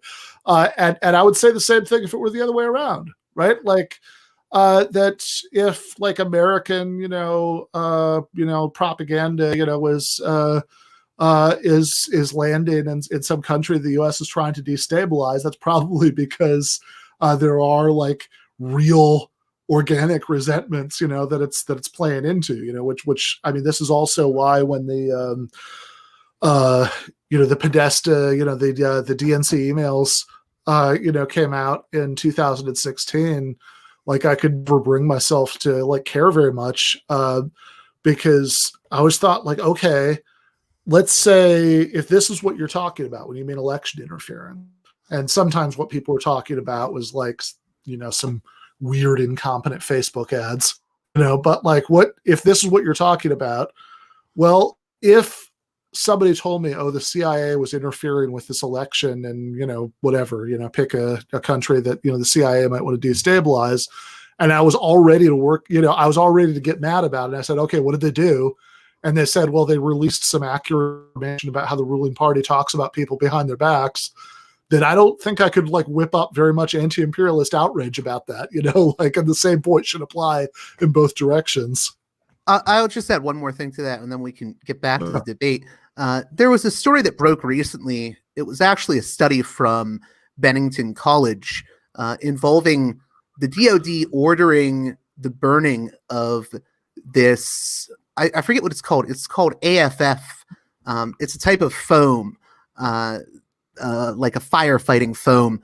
But they ordered the burning of it. They oversaw it, the DoD, and it may have very bad consequences because it could be releasing forever chemicals into the air. And, it's being done in low income areas.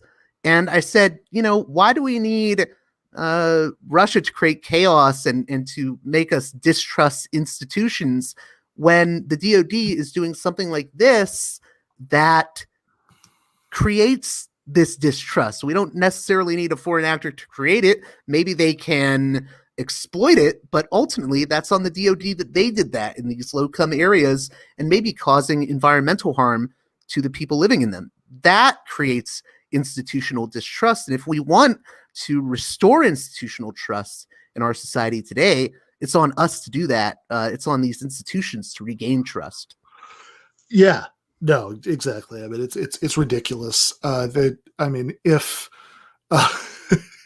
just this idea, that like, it is funny, right? Because there's like the there's like the tanky version of this where like everything that any kind of outbreak of unrest or dissatisfaction in a country that they like is all the fault of the CIA, and and there's the sort of liberal and American version, where it's Russian propaganda that's just like causing these things to happen. Like I don't think like if the if you don't have very much to work, like it's not going to land if they don't have anything to work with, and actually, incidentally, historically, the fear of giving foreign adversaries stuff to work with has actually played a tremendously positive role in American history. I mean, that's part of the reason that we got civil rights when we did. I was going to say, too, I think this blame the alien force, the outside force sort of thinking is very much a conservative trope. I was just talking to two Russian leftists who write for the New Left Review, Ilya Mativ and Ilya Butrykis. I just released an episode with them, and they were telling me how in Russia, the opposition, even the opposition that is skeptical of Navalny and views him as too neoliberal, the opposition that opposes Putin from the left, they're being written off as, they're being brainwashed by TikTok and the CIA, Facebook. And it's interesting because I said to both of them, I said, oh, that's funny because the liberals say that here, that, everyone's just being brainwashed to not trust our institutions. And I think it is a very conservative sort of trope to say, it's all the fault of this outside force that we can't control. Yeah, totally. And like Mr. Liddy, he's got the fucking answers to everything. And I don't. My job is to question Mr. Liddy and to question the nutcases running around the White House and to remind you that the basic tradition and the basic duty of an American citizen is to stand up and question authority. That's the tradition we inherited from Jefferson and Franklin and Thoreau and that long line of Yankee Doodle dandy Americans that thumb their nose at authority. That's what the world loves about America, the fact that we can stand up and question authority. All right, to go back to Mr. Liddy and his advice to you.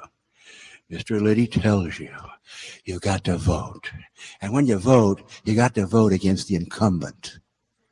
What does that mean? Well, the problem, you see, that that Bush is having is that Congress is Democratic. Get it? So what, Mr.? No shit, Sherlock. He wants us to vote Republican. Well, what is new? I mean, is the Pope an Arab? I mean, really. My advice to you, I agree. I must say I agree with Mr. Liddy that politicians, both Democratic and Republican, are absolutely corrupt and in power just for themselves. Isn't that the lesson of the glorious revolutions of the 1980s?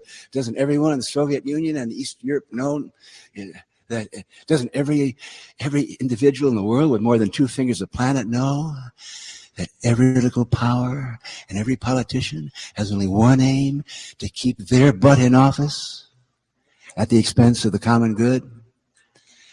Now, Mr. Liddy, you remember, said that the rights of the individual must be suspended, boys and girls, when the common good, well, as I've said to you, I believe in groups, I believe in organizations, I believe in democracy, but this thing about the common good, I'm rather skeptical about it.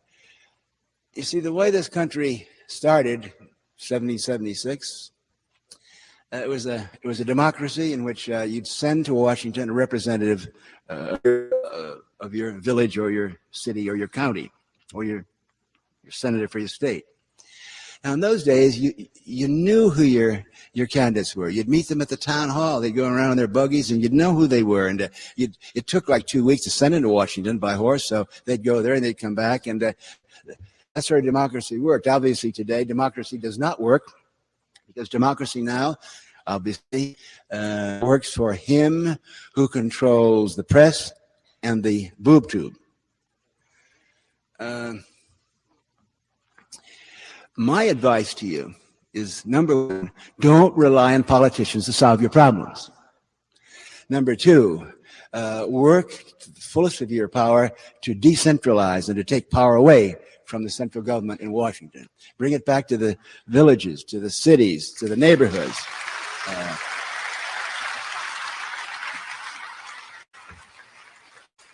As far as this election is concerned, I urge you, don't vote for either a Democrat or a Republican. It just encourages the bastards. I want to point out that in the last 3 elections, Reagan, and Bush, the majority did not vote for. Matter of fact, in the last 3 elections, more than 50% of the eligible voting constituency voted for none of the above. Nobody won the last 3 elections. Mr. Reagan twice won with majorities of about 26 or 27% of the eligible voters. And Carter, Bush, and what was his name, Dukakis, got about 22%. The obvious lesson is there. People didn't want either one of those turkeys. In politics, scum rises to the top. Let me say it again. In politics, mediocrity rises to the top. I'm going to go to the voting the ballot box in the primaries and in the November election. I'm a registered libertarian, and I probably vote for the libertarian candidate. Or if you don't do that, vote for yourself, or vote for John Lennon. But you can go.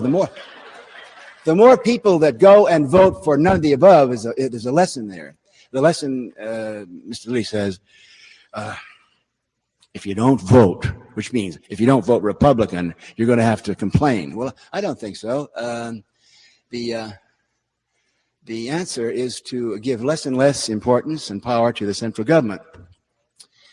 Now, I've mentioned the tendency on the part of the hardline right-wing group, which is running this country for the last 10 years. I want to point out, number one, in the last 10 years, the Bush-Reagan clique regime has looted more money from the American people than all the crooked regimes in history, going back to Attila the Hun. The Marcoses are petty-ante people compared to what's gone on with the blatant greed, the corruption, the fraud, the SNL loans. Every one of you, every one of this country, they say, it's going to take $5,000 of my money and your money to repay these people. I mean, that money just didn't go down a drain. It went to the hands of people who were making those deals, mostly Republicans, some Democrats. Not only we have Neil Bush involved, we got the other son of Bush involved. I mean, this money was looted by cynical. How about Wall Street? How about Wall Street? How about this current practice of just coming in, taking a hard-working, productive company and buying it, stock majority, and then looting it, and then turning it back to the workers? I mean, the debt, the national debt. Boys and girls, you know, you've watched the voodoo economics of the Bush-Reagan administration for the last 10 years. Running up this enormous debt. We're now the largest borrower, beggar country in the world. And you know who's going to pay back that debt? Long after Ronnie Reagan is just a memory, you and your children are going to be paying back that debt for the biggest narcotic money dope scam in history, the Bush-Reagan administration. God, whatever you call her, I deliberately use the female. Number one, because it drives right-wingers crazy. And number two, because I do seriously believe that women, I would say vote only for a woman. Why? Because the men have certainly fucked it up for 25,000 years. And I'll tell you one other thing. The reason Gordon would never say humankind, he still uses words like manhole and salesman, because Gordon doesn't want to appear to be a wimp. He wants you male machos out there to know that he's a male macho too. He's not going to give in to liberals like us that want him to change words to bring in the smarter half of the human race. Just what we call in debating a point of personal privilege with respect to the politics of it. All I can say, it might surprise my distinguished opponent to learn that if I could pick anyone to be president of the United States tomorrow, I would pick Margaret Thatcher, who's got more balls than any of them.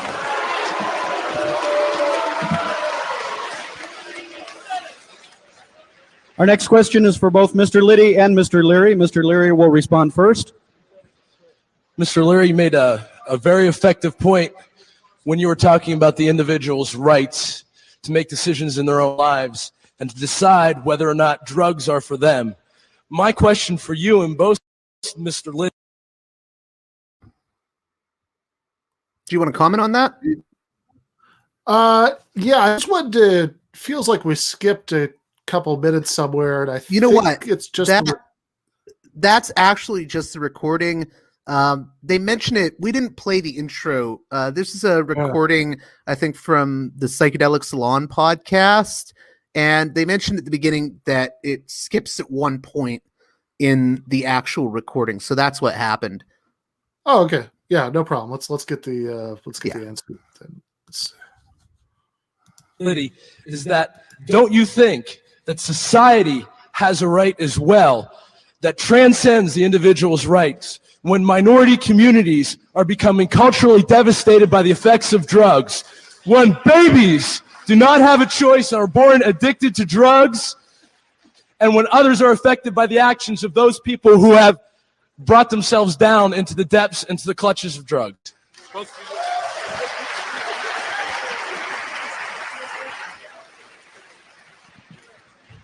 Number one, the cause of cocaine crack babies is due to the total neglect of the inner city by the Republican administrations. If you had right-wingers and born-again Christians get very upset about fetuses and the babies, but how about the adults? Number two, the rumors and the lies about drug devastation in the inner city are exaggerated. Cocaine deaths, there are about 3,000 cocaine deaths a year.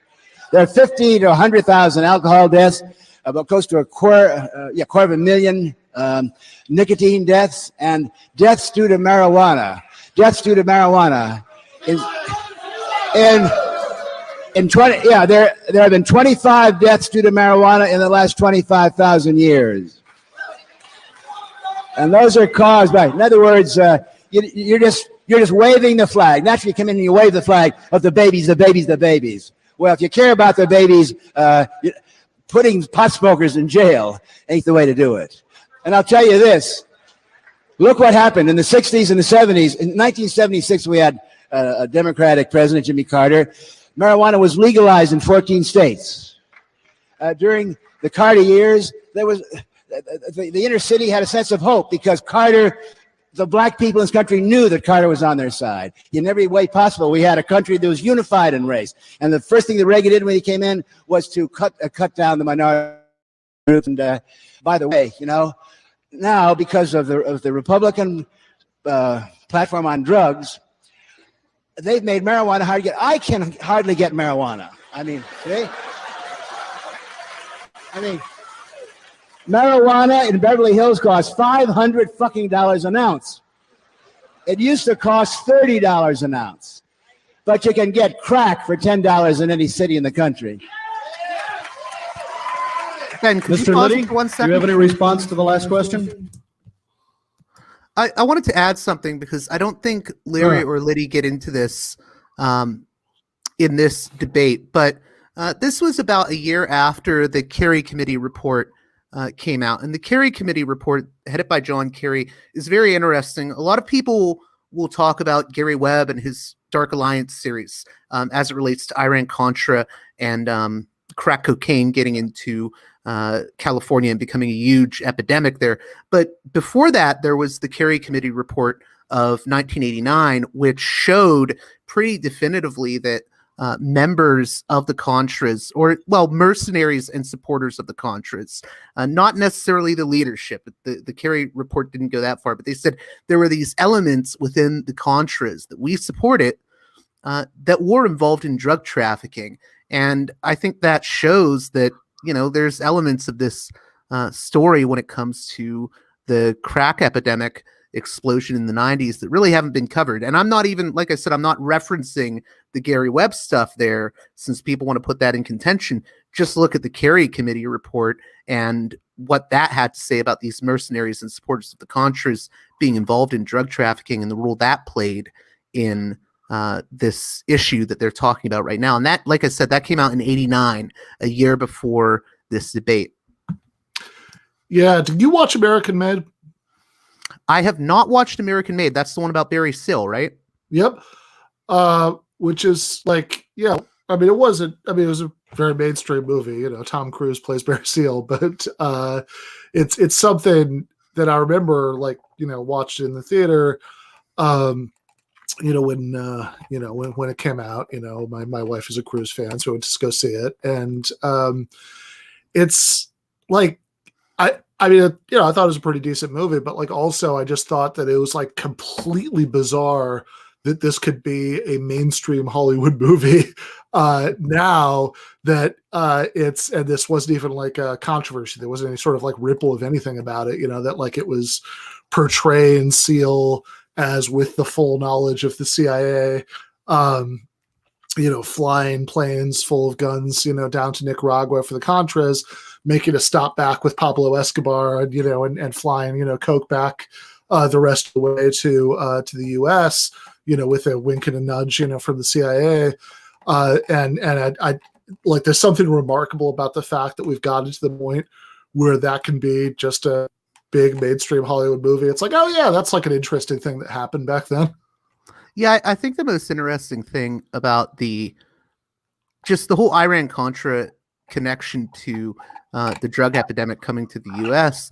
is that, you don't need to necessarily say, as some people have tried to, that, oh, the CIA was directly trafficking drugs. Right. I mean, it could very easily be that the CIA looked the other way when members of the Contras or supporters of the Contras were selling drugs and said, well, we have to support them. Maybe we'll, just sort of ignore this or look the other way. And if it wasn't that, it was just pure incompetence. So there are no really good answers when it comes to this issue. They all are answers, I think, that end up making our government look pretty bad. Yeah, no, for sure. Like, I think that you can say, I mean, it certainly seems to be true that there was that. I don't think that the CIA, was like had some like master plan to get drugs into inner cities or anything like that. But it does seem overwhelmingly clear that they knew who they were dealing with and they're fine with it. And both in terms of like Barry Seal and and in terms of the Contras themselves, and I think that there's a broader point here, like one that like Chomsky makes a lot, about who are the forces in any of these societies that the CIA is trying to and the military in general, and the American military is trying to get into to destabilize, overthrow the governments. Who are the local forces that they know that they're going to have to be dealing with?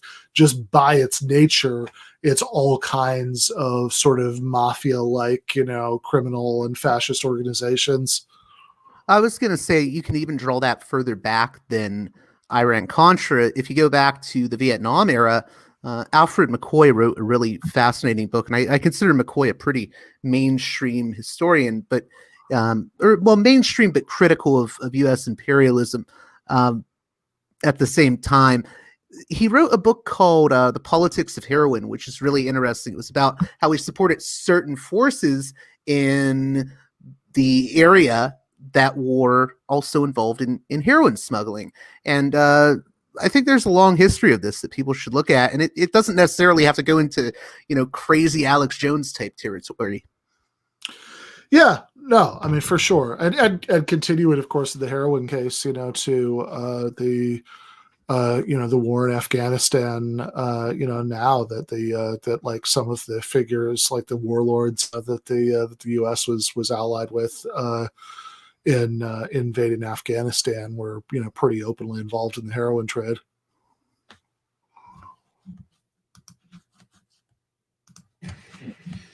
My response, of course, is that I agree with with what the young man said, but the situation, just so you understand the situation with respect to crack and other cocaine being more available and marijuana, the persons who import it have a problem. Cocaine is a very concentrated, valuable thing. It's sort of like bringing in diamonds. You can get high value in small volume. It's much easier to smuggle. When you have marijuana, you've got the practical equivalent of bales of hay, and it's a lot more difficult for them to smuggle it in. There's the difference for you. I'm sad he didn't say cocaine's a hell of a drug. Our next question. I had wanted to direct my question to both of the gentlemen in a slightly different way, but Mr. Leary's already more or less answered the first one, because I was going to ask whether he felt any degree of responsibility for the havoc and the devastation and the loss of lives and primarily in the inner city due to drugs, but he's so detached from reality that he doesn't even acknowledge that it exists. So instead I'll address the second part of my question to Mr. Liddy and ask him in the same vein. College students in 1990 sucked. For the Constitution that he waxed so eloquent before us this evening about during the Watergate scandal might in any way be responsible for the widespread disregard for constitutional values and for authority that he obviously believes in. Mr. Liddy?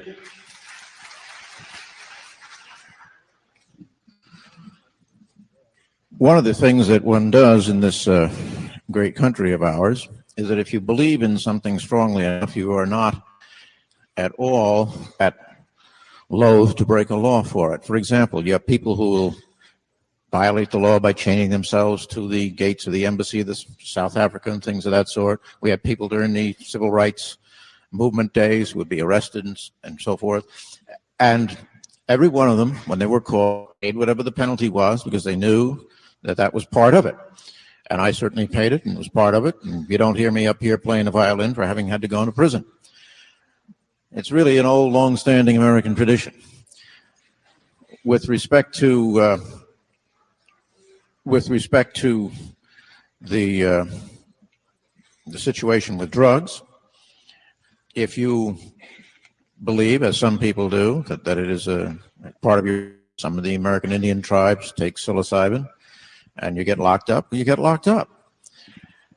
There's no problem with that. What I have a problem with are the people who start to snivel when they get locked up for breaking the law. One can have respect for someone who will break the law for some purposes that he believes in.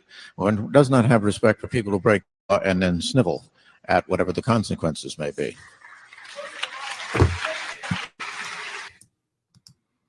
So to review, Watergate was like civil disobedience.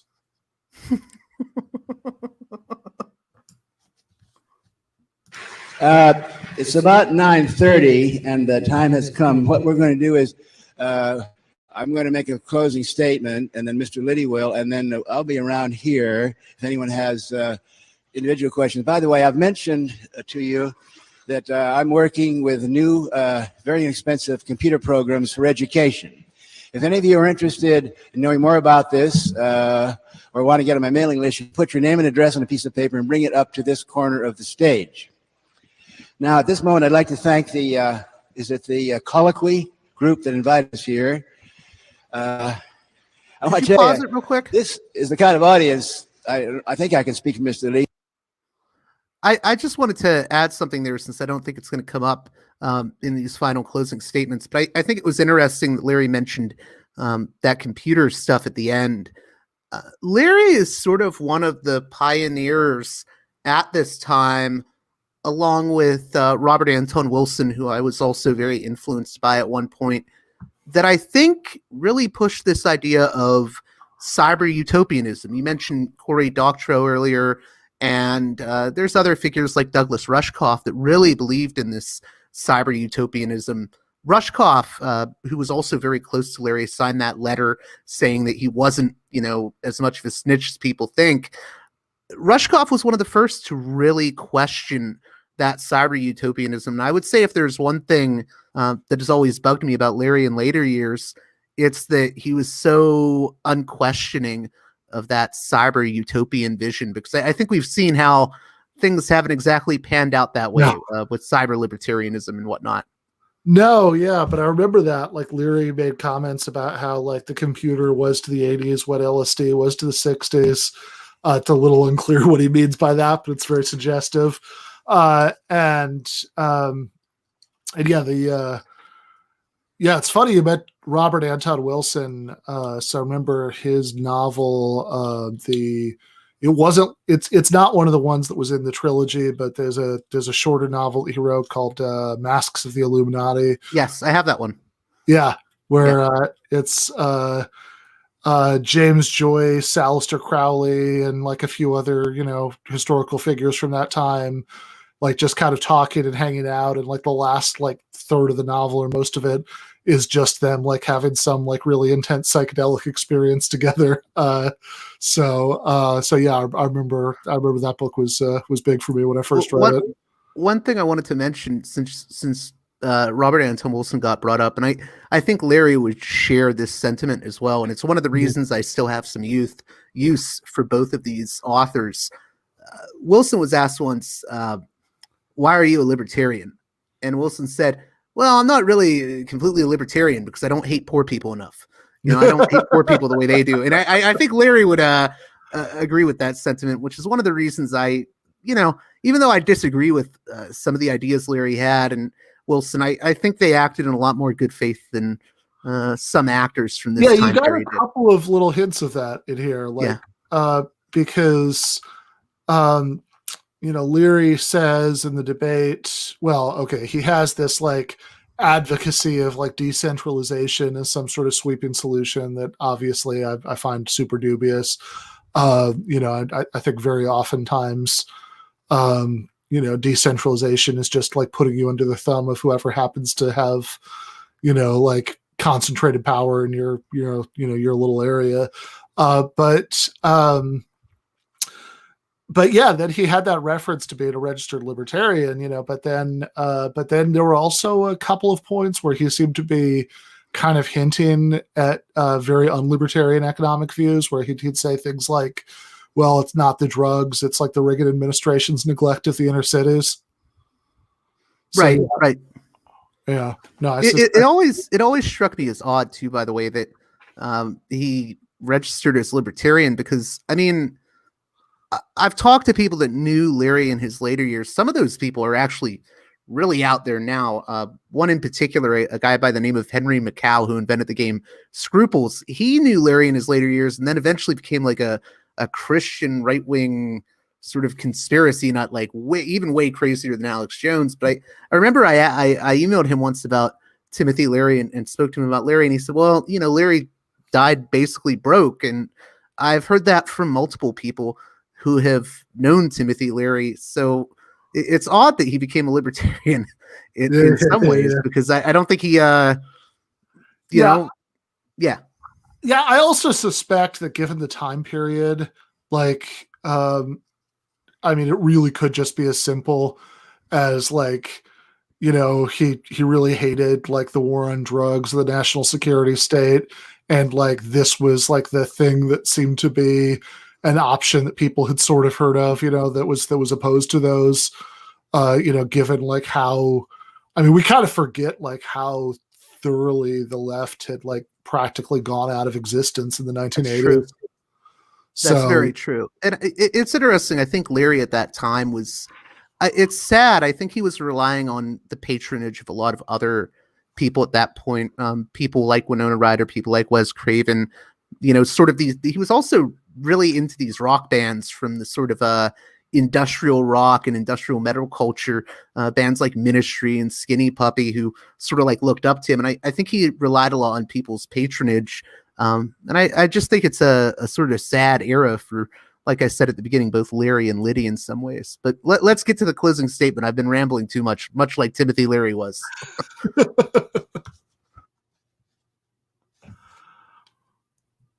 That Mr. Liddy and I like.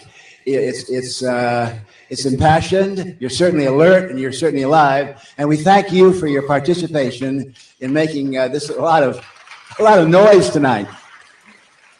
I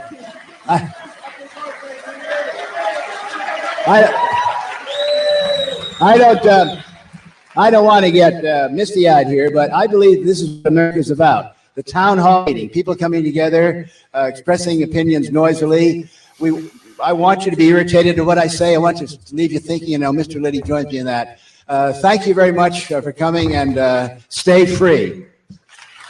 Okay.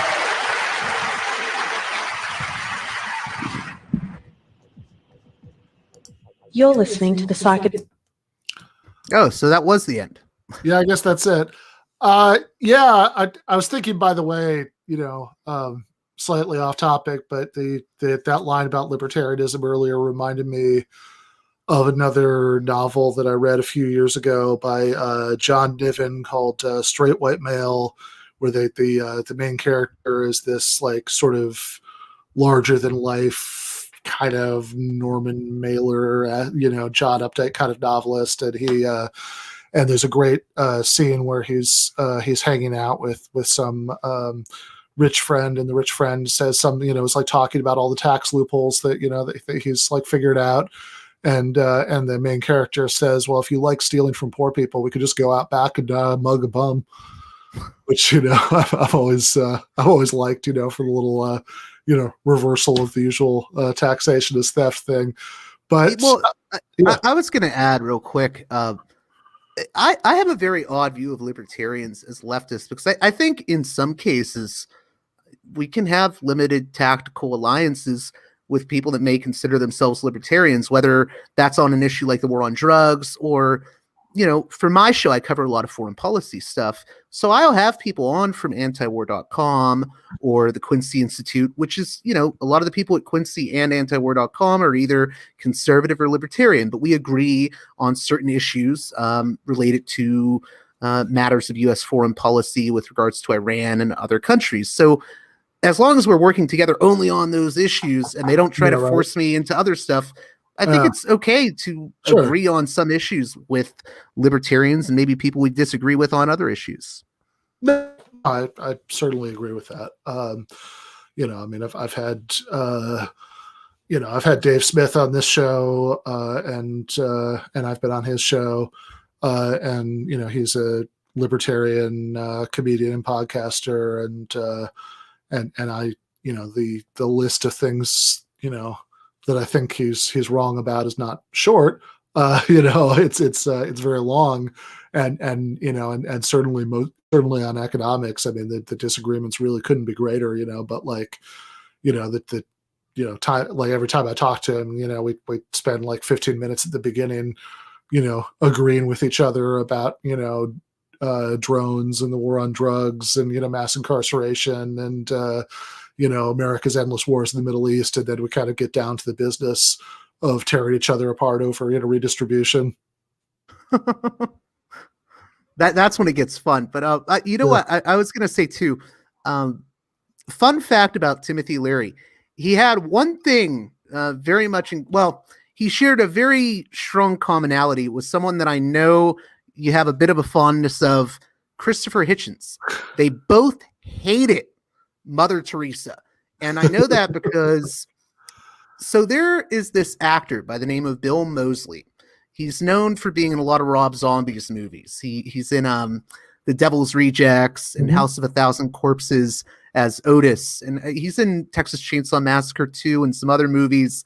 But between his time as an actor, he was also writing for Omni, a science magazine. And he got to interview Leary back in, I think, the late 80s, early 90s. And I said, what was that like? And he said, he really hates Mother Teresa. And I guess it was Mother Teresa contraception. And Leary was like, how could she be against contraception? She is horrible. So I always thought that was a very funny story that Moseley told me when I got to meet him. And it's interesting because I guess that puts him in league with Christopher Hitchens in some ways. Oh, no, for sure. I mean, both the hatred of Mother Teresa and also the emphasis on contraception is very Hitchens-esque. In fact, that's kind of beyond all the obvious stuff. That's something I'm a little bit, I'm critical of late Hitchens about. That I think in some of those debates that he did in the last years of his life, he really overemphasized. Like the way he'd always put it was like, what was it, sexual autonomy for women or something like that. But like basically what he was talking about was contraception. And he'd really, in some of his debates with religious people, because he really wanted to like go after them about limiting access to contraception, things the church had done to limit access to contraception. I think he really overemphasized the importance of that to explaining, poverty in some of these countries. It's like, come on, old socialist hit do better. I also had to tell that fun fact because I just think it's so surreal how a lot of what we know about Larry is based on interviews and different things. And he seems to have met with everyone. There's like a 6 degrees of Timothy Leary. He was in a jail cell adjacent to Charles Manson at one point. He was friends with Aldous Huxley. And like I said, at one point he was being interviewed about Mother Teresa with the actor from House of a Thousand Corpses and a bunch of other Rob Zombie movies. I just find his whole life to be very, very surreal. Yeah, no, definitely fair. Yeah, I actually because I'm writing that thing about Hitchens. I reread the Missionary Position. That's Hitchens. Okay, yeah. Anti-Mother Teresa book not that long ago. It's a good book. Like there's a point where I think he strains a little bit too far, sort of trying to to blame her for like when she'd go back to visit, Albania for like sort of sucking up to the, Stalinist regime there. It's like, yeah, she made a couple of conciliatory gestures. I'm not sure I really buy that part, but like the rest of the book is golden. I mean, it's a pretty airtight case. Like she was awful. I mean, like she was, in terms of, palling around with, right-wing dictators like the Duvaliers and, in Haiti, and in terms of like kind of intentionally having these like in their like House of the Dying, like not giving people the full benefits of like what was it though that drove that? Wasn't it doesn't Hitchens argue it was some idea that like suffering brings people closer to God, or exactly. That's creepy. Really that's like some horror movie stuff. Exactly. Yeah, exactly. It's like, yeah, it's like if there was a hospital being run by the mom from Carrie. Yeah, no, for sure. Well, hey, thank you for coming on to do this. This is a lot of fun. You want to tell people a little bit about your podcast before you go? Yeah, so I host Parallax Views. I've been doing 3 to 4 shows a week, which I need to slow down with that. But I have a lot of different guests on, not just people from the left, although I try to have a lot of left-leaning guests on. Who have I had on the show that people would know? Chomsky was on.